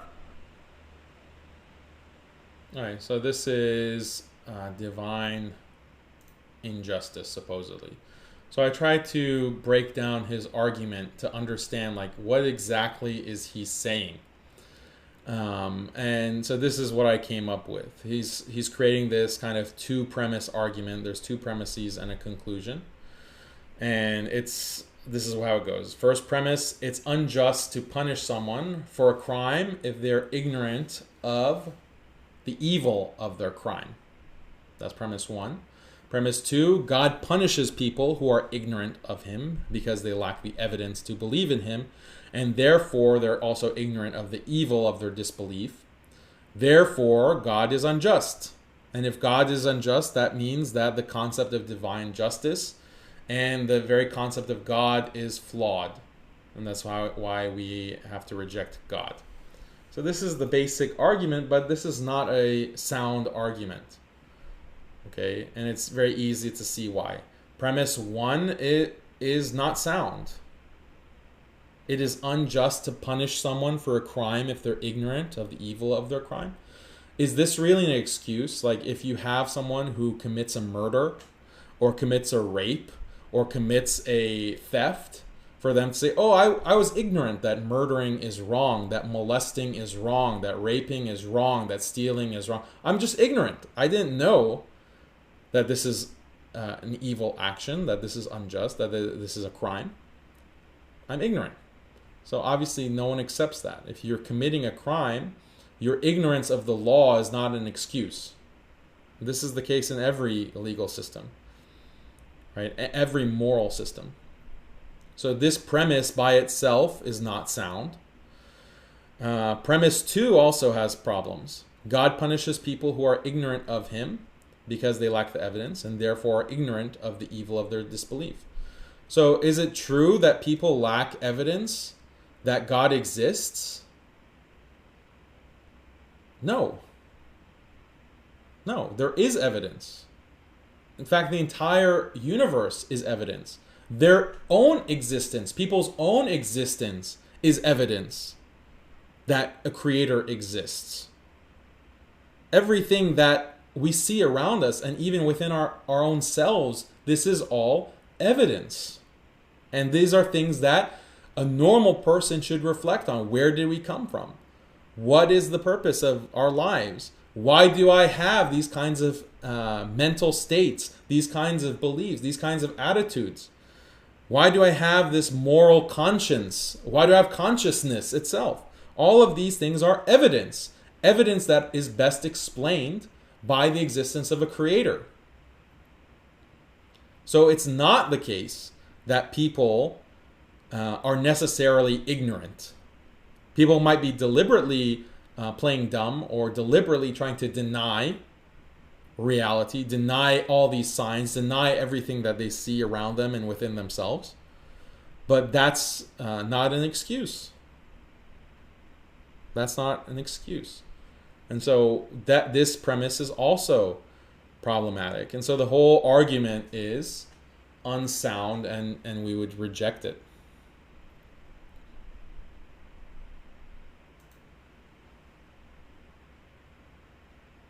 Oh, also another point. He just has a problem, and this is common amongst atheists and people in this very entitled world that we live in, to think that, oh, why would God punish anyone? Why does God require us to believe in him? Okay? It's just unjust for that to even exist. I don't understand this kind of reasoning.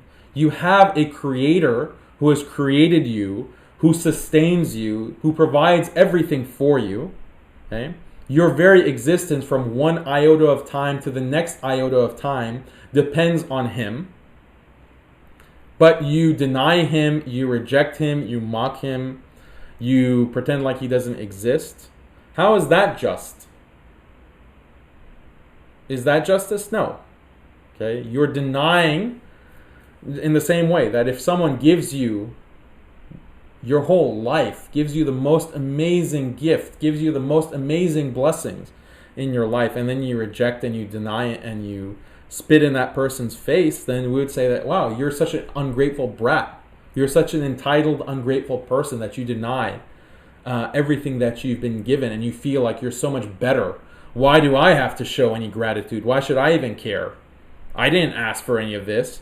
That's entitlement. This is the lowest character, and shows how evil of a mindset that someone would have. So where's the justice in that? So these are things that in our entitled world, with the spread of these kinds of atheistic, anti-religious ideas, that this kind of reasoning no longer makes sense. And it's because of socialization and all of these kind of materialism that is brainwashing people to feel entitled, like they don't need to have any concern for God, let alone believing in Him and worshiping Him and so forth. Okay, continue.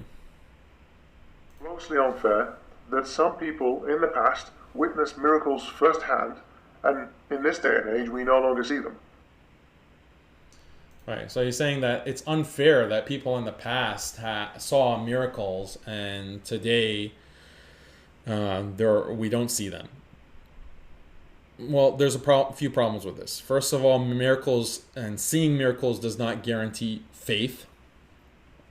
And this is recorded. Many of the people who saw the miracles of Moses, saw the miracles of Jesus, saw the miracles of Muhammad, peace be upon him, and peace be upon them all. They saw those miracles with their own eyes, but they continue to reject. They continue to reject the faith. They rejected God and the prophets. And then miracles of today. There could also be miracles that occur today, and there are miracles. They're not the same as prophetic miracles like splitting of the sea and so forth, but there are things that are supernatural that can happen today, and so that's not necessarily foreclosed. But whenever things like this are reported, people reject it. And these atheists say that, oh, you're just fabricating it, or people were hallucinating, or this is just doctored photos, these are just doctored videos. And so there are supernatural things that are recorded, and you can actually see them, but that doesn't serve as proof for anyone, even when it's video evidence or photographic evidence. I'm not saying that it's not possible for fabrications to exist. Sure, they do. But when it comes to, if that's the case and you're going to be skeptical of any kind of video evidence, then that means there can never be evidence of miracles happening in this day and age. And whenever people report it, you just say that they're hallucinating. You just say that they maybe were under the influence of drugs. This is how all supernatural occurrences that people report in their lives or even as a group, they're all dismissed. Okay? So then, if you're denying out of hand the possibility of miracles, then no wonder that you're not going to witness, or you think that there's no miracles that can happen in this day and age. There are many supernatural things that can occur. And I know many people who have told me, reliable, sane people who have seen these things and experienced these things in my family. And they weren't insane. In fact, they were very highly educated. And in Islam, we know you have jinn, for example.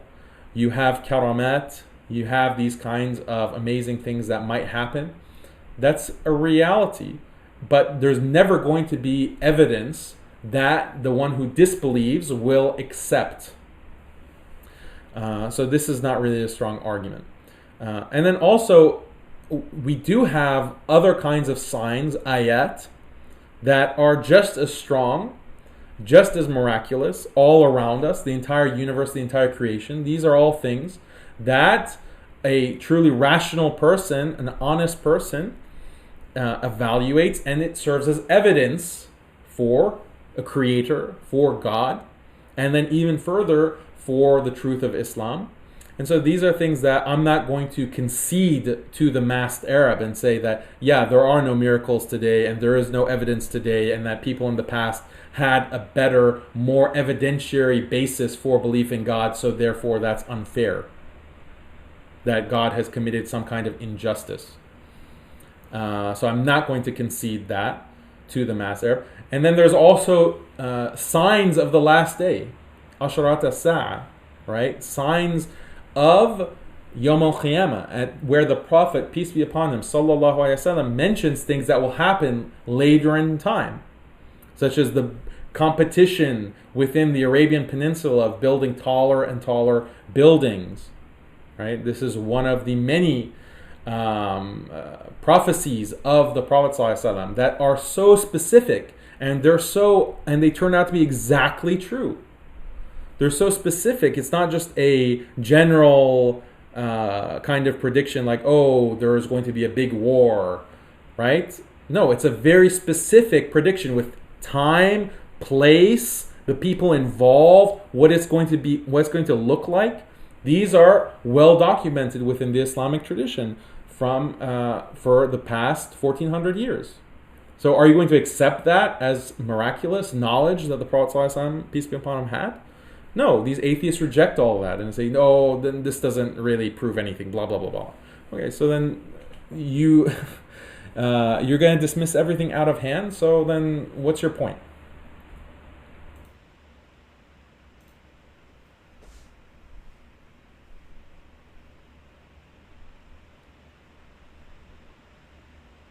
But what makes it worse is that in the Quran, God categorically states time and time again that guidance to his message is something that he controls and is not really a matter of free will. Chapter 2 verse 10 says, "In their hearts is a disease, and Allah has increased their disease." Why is he increasing this disease? A few verses later, we see that Allah mocks the unbelievers and leaves them to wander off blindly. In chapter 4 verse 88, the Quran is very clear. It says, "Do you wish to guide him who Allah has caused to err? And whomsoever Allah causes to err, you shall by no means find a way for him." Notice the language here. Allah is causing people to err. Allah is the cause of people erring. In chapter 16, verse 93, he causes err to whom he pleases and guides whom he pleases. So it's really down to him. It's not a matter of free will. Alright, so again, this Master Arab is cherry-picking verses and ignoring other verses. So Allah clearly says in the Quran, "Indeed, Allah does not do injustice even as much as an atom's weight, while if there's a good deed, he multiplies it and gives from himself a great reward." So this is just a basic premise of Islam, that God is not going to be unjust with anyone, believer or disbeliever. And Allah says elsewhere in chapter 18, "And say the truth is from your Lord, so whoever wills, let him believe, and whoever wills, let him disbelieve." Okay, clearly indicating that people have the choice, people have the responsibility to believe or disbelieve. And so his portrayal of Islamic theology is very superficial, and it's kind of childish, the way he's trying to portray Islam as irrational. If you're going to try to prove Islam and refute Islam, then at least do a little bit of due diligence, at least be honest, and try to cover the nuances of the discussion, try to cover the actual ayat of the Quran, because the burden is on you. You're creating this video about refuting Islam and the contradictions within Islam and the problems with Islam. So if you want to show that there's a contradiction, you have to do some work. You have to show the evidence. You have to respect what you're trying to disprove, right? Just in the same way, if I want to prove that Islam is the truth to someone, then I have work to do. I have to make a strong case, and I have to do the due diligence to do that. So in this video, the burden of proof is on the masked Arab, and he doesn't meet that burden. He's just very sloppy and deliberately will cite verses of the Quran, hadith, and so forth. And so this is just tiresome. It's not really a serious refutation of anything.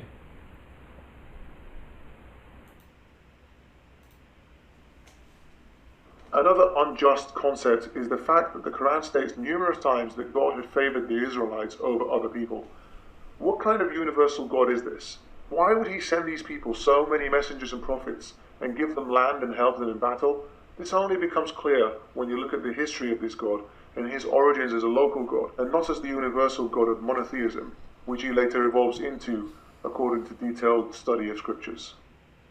All right, so he's referring to the fact that Allah has said that He has His fadl on Bani Israel, His favor on Bani Israel, and again, this is, if you just look at that and then try to come up with a conclusion that, oh, this means God is unjust, He's favoring certain people over others. At the end of the day, literally the last day, Allah is not going to commit any injustice. Again, here's the verse from Surah An-Nisa. Indeed, Allah does not do injustice, even as much as an atom's weight, while if there is a good deed, He multiplies it. So the reward and punishment, this is acknowledged within within Islamic theology, among all schools of thought, is that ultimately God's judgment in the hereafter, He will take into consideration the fact, the different circumstances of a person's life. If the person had certain information or didn't have certain information, if a person had to face a harder life, if a person is poor in this life, their judgment in the afterlife will be easier. If a person was rich and believed but lived a very comfortable and rich life, then that can mean possibly that their judgment will be more severe. So it depends. It's all circumstantial, and this is part of justice. So there's not really indication of divine injustice here.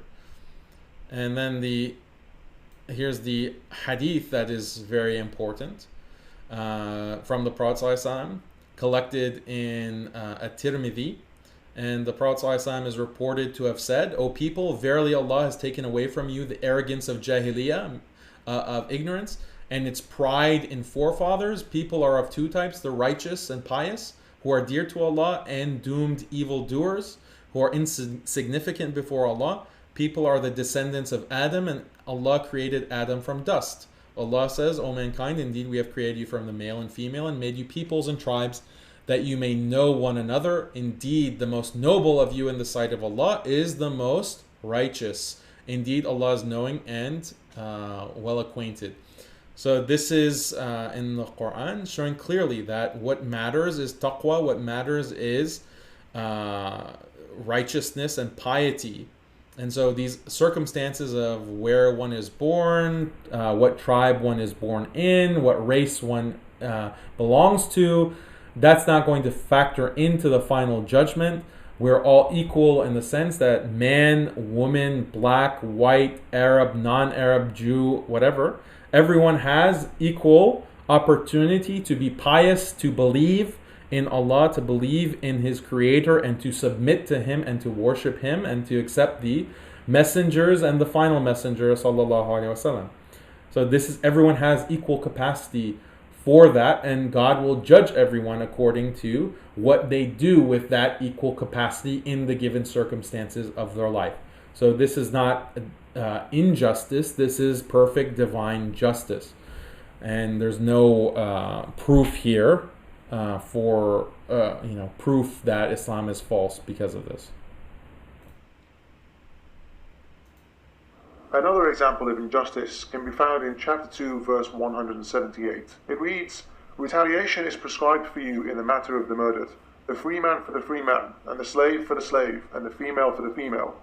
Now, this verse isn't entirely clear from its literal reading, and we need to go and look at the context in which this verse was revealed in. So let's look this up in Asbab al-Nuzul by al-Wahidi and see why this verse was revealed. Let's see, here it says, fighting took place between two Arab tribes. One Arab tribe had more power than the other, and therefore they said, "For every slave of ours that you kill, we will kill a free man of yours, and for every woman of ours, a man of yours." And then this verse was revealed. So looking at the context of Revelation, we can see that God has prescribed the barbaric practice of vengeful tribal retaliation, where if someone from tribe A kills a woman from tribe B cannot kill anyone in tribe A other than a woman in retaliation, presumably because a woman and men have varying value. What kind of divine justice is this? Innocents are killed in retaliation, and Muslim clerics tell us this system is a perfect solution for mankind. So what is he even talking about? Qisas doesn't mean innocents are killed in retaliation. He doesn't understand Qisas. He doesn't understand like this basic aspect of the Sharia and Islamic law. It doesn't mean that, oh, someone from your tribe was killed, therefore you go and kill an innocent person from the other tribe. That's not what Qisas is referring to. So again, he doesn't have the basic understanding of Islam, but he thinks he understands it well enough to show that it's contradictory or that it doesn't make sense. So this is a classic straw man. He's arguing against something that is not actually a part of Islam. And again, it's very clear in the Quran, in Surah Al-Baqarah, the second chapter in the Quran, those who break God's covenant after it's ratified and who sunder what God has ordered to be joined and do mischief on earth, these cause loss only to themselves. Okay? So people who commit crimes, people who are murdering and who are fighting and causing mischief, they bear full brunt of the responsibility for what they do. In the Sharia, it's not that, oh, someone from this tribe, just because you have a tribal affiliation, they have no part of the crime that you committed, but we're going to go and kill that person, and that's what Islamic law says. That's ludicrous. He doesn't understand the basic details of Islamic law, but he wants to make these kinds of arguments. So this is very very sad. So like this is almost 1 million people watch this joker and think that, oh, this is what Islam says.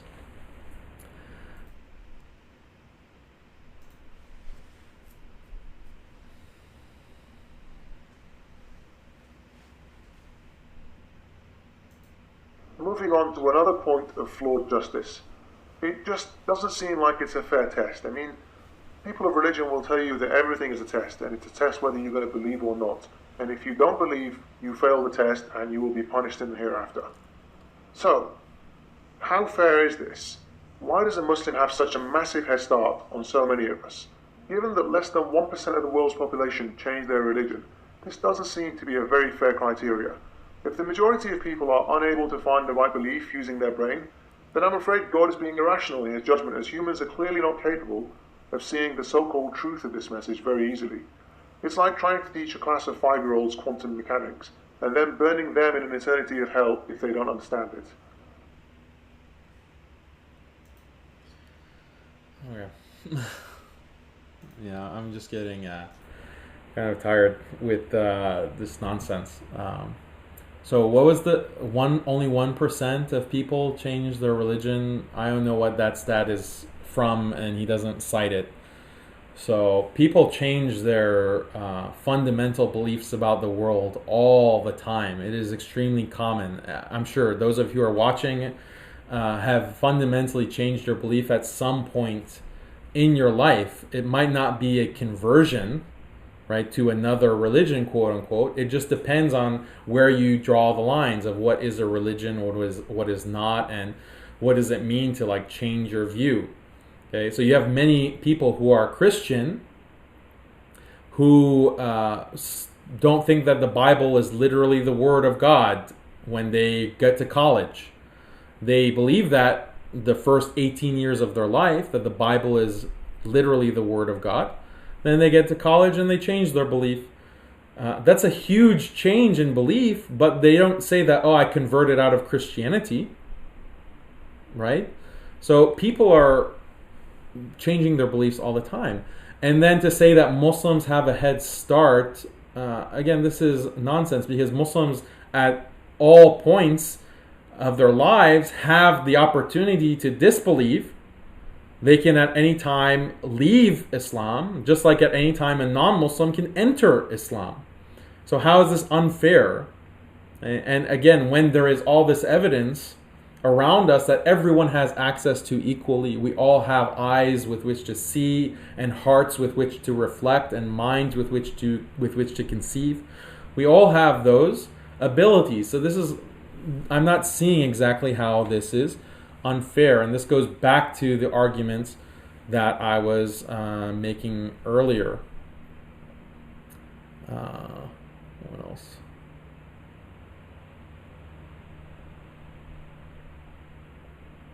Yeah, and then to say that, oh, this doesn't seem like a fair test. You can say that about anything, right? Any kind of moral claim. You can say that this is unfair. For example, a person who is a pyromaniac, someone who likes to light things on fire, okay, and they have that kind of feeling, might think that, well, it's unfair that society imposes this rule that you can't set things on fire as you please. So it's not fair. How can I be held to that standard? Right? With any point of morality, with anywhere you draw the line, there can be people who say that this is unfair, that this is unfairly putting a burden on me. So if you're creative with how you negotiate those lines, then you can always make that argument about anything. So this is an argument that can be extended to anything and therefore is vacuous. Right? So we can analyze these kinds of arguments in this way. And the analogy with quantum mechanics is ludicrous. Quantum mechanics is something very specific that requires knowledge of advanced mathematics. I took quantum mechanics classes in college, and a 5-year-old couldn't do it. They don't have the capacity to be able to do quantum mechanics. But everyone has the capacity to believe. Everyone has the capacity to see and be convinced by all of the evidence of God's existence and his creation of us and his sending of messengers and prophets with a message to believe in him and to submit to him and be thankful for his blessings. Finally, on to the last reason why I left Islam. Number 7. Finally. Convenient timing of verses. Muhammad had many instances of when his revelations were convenient for him on a personal level, which undoubtedly leads skeptics to question why God would be revealing verses in the Quran that have nothing to do with the message of Islam. Alright, so this is classic argument in bad faith. It's not really an argument. So he's talking about how you have the ayat of the Quran coming in certain parts of the Prophet ﷺ's life and correlated with certain events within the seerah of the Prophet ﷺ. But this is just known. This is asbab al-nuzul. This is the reasons for revelation of certain verses. And there's nothing inherently illogical about that. There's not something inherently wrong that revelation is coming in this way to the Prophet ﷺ in specific circumstances of his life. These are just asbab al-nuzul, which it makes sense actually that the revelation comes on these different occasions. And this allows the Quran to be understood by believers as being relevant and applicable to certain real scenarios, certain real events, certain real situations. And so this is the best way to teach revelation. This is the best way to make revelation from God relevant and applicable and understandable to the finite mind of human beings. You have the perfect God, infinite God, who is sending perfect revelation. So how do our finite minds comprehend? If it were just a book that descended from the heavens, okay, that's not the best way for revelation to come. That's not the best way for us to be able to understand revelation if it were just a book that descended. No, revelation came to a man, a human being like us, in specific circumstances of his life, circumstances that we also undergo and live in the trials and travails and tribulations of life. Okay? So this is the best way. There's so much wisdom in all of this and real understanding for people. But what does this masked Arab have to say about this? All he can say is like, oh, well, that's so convenient. Oh, my God. Let me just roll my eyes at how convenient this is. That's not an argument. That's not a refutation. Okay?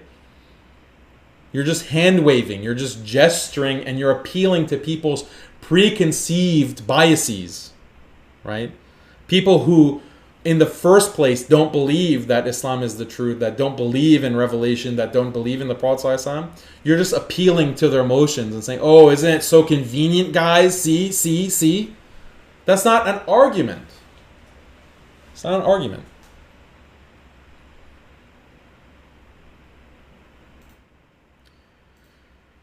Okay, let's wrap this up. Muhammad once called for polytheism and recognized 3 female deities as daughters of Allah. This delighted his pagan opponents, but soon after Muhammad said he was told by Gabriel that he never gave him these polytheistic verses, and he gave him other verses to recite in their place. People became suspicious of Muhammad's claim to prophecy as a result, and God sends him another verse, this time in chapter 22, verse 52, saying that Satan had cast those words on his tongue, and that this had occurred with many of the previous prophets too. That just seems too convenient. All right, so he's referring to what has been called within, the West, the satanic verses. This event that some Muslims are just not aware of this, but it is within Muslim sources. It's referred to the story of Gharaniq. Right, Gharaniq. Gharaniq are referring to a type of bird like a crane or a pelican, a bird with a long neck. Gharaniq. And so this is something where I'll tell you the story and the different details of this. And this is not something new from the masked Arab. You have a lot of atheists and enemies of Islam pointing to this and saying, oh, this is proof that Islam is a fabrication and is false. So it's good for Muslims to be aware of this and understand it from a very clear, objective point of view, so that you don't get, shaken up when you hear it and you get caught off guard. So the authentic version of what has happened here, and this is recorded in Sahih Bukhari, is that the Prophet ﷺ, this was shortly after Hijrah, he's reciting the ayat of Surah An-Najm. And this is a very emotional surah. It's a very powerful surah. And he gets to the end of the surah, the last ayah of the surah. And he recites, فَاسْجُدُوا لِلَّهِ وَاعْبُدُوا. So he says, prostrate to Allah and worship. This is the last ayah of Surah An-Najm. And when the Prophet ﷺ recites this, all the Muslims make sujood, but then also the Quraysh, the mushrikeen, also make sajda when the Prophet ﷺ recites this, because the ayah is so powerful and the surah was so powerful that everyone just has this visceral reaction of prostrating, of making sajda, even the disbelievers. And so this is the authentic version that is narrated in Sahih Bukhari. But there's another version that adds a certain extra detail. Okay, and this is what is referred to as the satanic verses or Gharaniq. And but this detail is not authentic. It's not found in any of the books of hadith. It's really just tertiary sources that are citing this, and the majority of scholars in history have said that this is not authentic, that this is actually either very weak or it's a fabrication. Okay, so just important to keep those details in mind. But in this other version, what's said is that while the Prophet ﷺ is reciting Surah An-Najm, Iblis comes, okay, and Iblis whispers to the Prophet ﷺ 2 verses from himself, and these 2 verses are, let me say it exactly.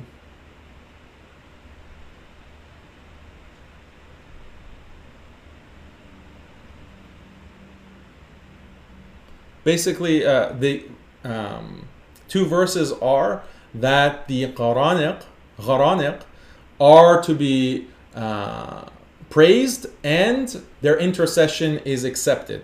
Okay, these idols. So this is shirk, right? And then in this version, the Prophet ﷺ recites, thinking that this is from Jibril, recites these two verses. Okay? So this is one version. And then later Jibril comes and tells the Prophet ﷺ that this was not from me, this was from Iblis. And so then the Prophet ﷺ corrects that. And he corrects that. So the enemies of Islam and these atheists will cite this and say that, oh, see, the Prophet ﷺ couldn't even distinguish the revelation from Jibril ﷺ and then the whispering of Iblis. And so this is the argument that they make against Islam. But this is addressed, okay? So the majority, as I said, the majority of scholars said that this is fabricated. This detail is fabricated. It's not true.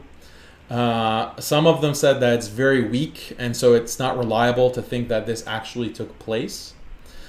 But there are some scholars, some major scholars, that said, no, this is authentic. We should be able to take it as being authentic. And then they prove this, and they try to cite or explain why this is authentic. And so one of the main, most notorious people who are arguing for this is Ibn Taymiyyah. Ibn Taymiyyah is one of the ones who really tries to argue that this is actually authentic. But he makes an interesting argument that even if we think that this is inauthentic or fabricated, it's still good to understand what Ibn Taymiyyah says about this, because it can defend against these attacks. What Ibn Taymiyyah says is that, well, look at Surah Al-Hajj. Okay? And Allah says in Surah Al-Hajj, and we did not send before you any messenger or prophet that when he spoke, Satan threw into his recitation some misunderstanding. But Allah abolishes that which Satan throws into the recitation, and then Allah makes precise his verses, and Allah is knowing and wise. That is so that He, meaning Allah, may make what Satan throws in a trial, a fitna for those within whose hearts is a disease. And indeed the wrongdoers are in extreme dissension. And so those who were given knowledge may know that it's the truth from your Lord, and therefore believe in it, and their hearts humbly submit to it. And indeed Allah is the guide of those who have believed to the straight path. So this is in Surah Al-Hajj.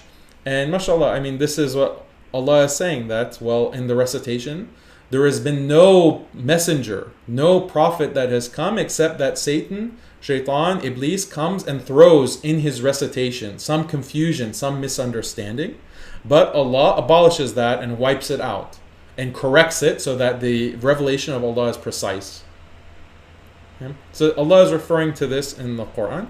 So Ibn Taymiyyah points to this, that the fact that this ayah exists, this provides evidence that this event of the Quranic and what I described to you is authentic. This is one of the evidences that he uses. So this is not really a problem for believers. It shouldn't make us doubt or have questions about revelation or the Quran. And Ibn Taymiyyah here makes a very interesting argument. He says that actually the fact that this happened, according to him, that this happened, this is more proof that the Prophet ﷺ is honest. This is more proof that he's telling the truth and that what he is reciting is from Allah. And it doesn't have any mistakes. Because this mistake that came, he corrected it. So that proves that. That gives us more credence and more evidence that he is truthful as a messenger conveying the message of Allah. And so this is what Ibn Taymiyyah argues, and I think it's very interesting. And the analogy, I was just reflecting on this, thinking about my own children.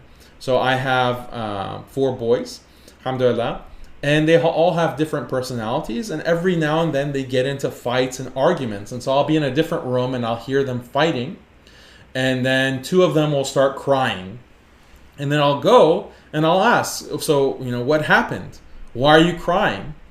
And so one of them will always say that, oh, he's at fault. My brother's at fault. He's the one who hit me or did something to me. One of them will always say that. But the second one has a different personality. and he'll say that, you know, most of the time he hit me, he's at fault. But then once in a while he'll say, well, I actually hit him. I was the aggressor. I'm the one who hit him or committed some kind of injustice against him. So which son am I going to trust more? Right? Which son am I going to trust more? This is counterintuitive, because one is always saying that he is innocent and his brother is guilty. He's always saying that. But the other one admits in certain circumstances that he's at fault. But counterintuitively, the one that admits that he's at fault or that he's made a mistake is more trustworthy. I trust him more because he admitted it in certain circumstances. So in other circumstances, I'm going to have more confidence in what he is saying is the truth. And so Ibn Taymiyyah uses this kind of counterintuitive reasoning. It makes perfect sense that this is actually proof that the Prophet ﷺ is accurate and honest and sadiq in what he is conveying. Because he, in this case, according to this narration, he made a mistake and then he corrected it. Right? So, I mean, this is what Ibn Taymiyyah says. And again, the majority of scholars say that this is a fabrication, that there was no such event that happened. And, you know, they'll use different arguments. Like some scholars say that if you look at Surah An-Najm, it has many ayat that are against shirk and are denouncing the idols of the Quraysh. So then how is it that no one would have recognized that those who are listening to the ayat as the Prophet ﷺ is reciting, that, oh, the Prophet ﷺ is reciting, praising Gharaniq and saying that their intercession is accepted or their intercession is whatever. And then later other ayat are denouncing shirk, denouncing the mushrikeen. How would they have not been upset by that and recognize the contradiction? So these are different. This is a different conversation. It's not something that is refuting Islam or bringing any doubt on Islam or reason why Muslims should have less confidence in revelation. Okay, so alhamdulillah, that is the masked Arab, 7 reasons why I left Islam. As you can see, full of logical errors, full of misrepresentation, full of superficial understanding. It's just a complete mess. So if you want to refute Islam and you want to challenge Islam, you have to do your due diligence. You have to avoid these kinds of basic errors like begging the question, circular reasoning, assuming the contrary of your opponent, arguing in bad faith, right? Rolling your eyes and making silly statements like, oh, this is so convenient, right? So I'm not really impressed by this effort from the masked Arab. And so if you appreciated this analysis, let me know in the comments. Like the video, share it, inshallah. Like I said, the masked Arab has about 1 million views on this video that I just broke down for you. So we need to provide a response. So if you think that this was a good response, then share it, and hopefully we can have it be as something that others can see as well, inshallah. Okay, so jazakumullahu khairan for listening, and this was another episode of Muslim Skeptic Live. I'm your brother Daniel Hayraju.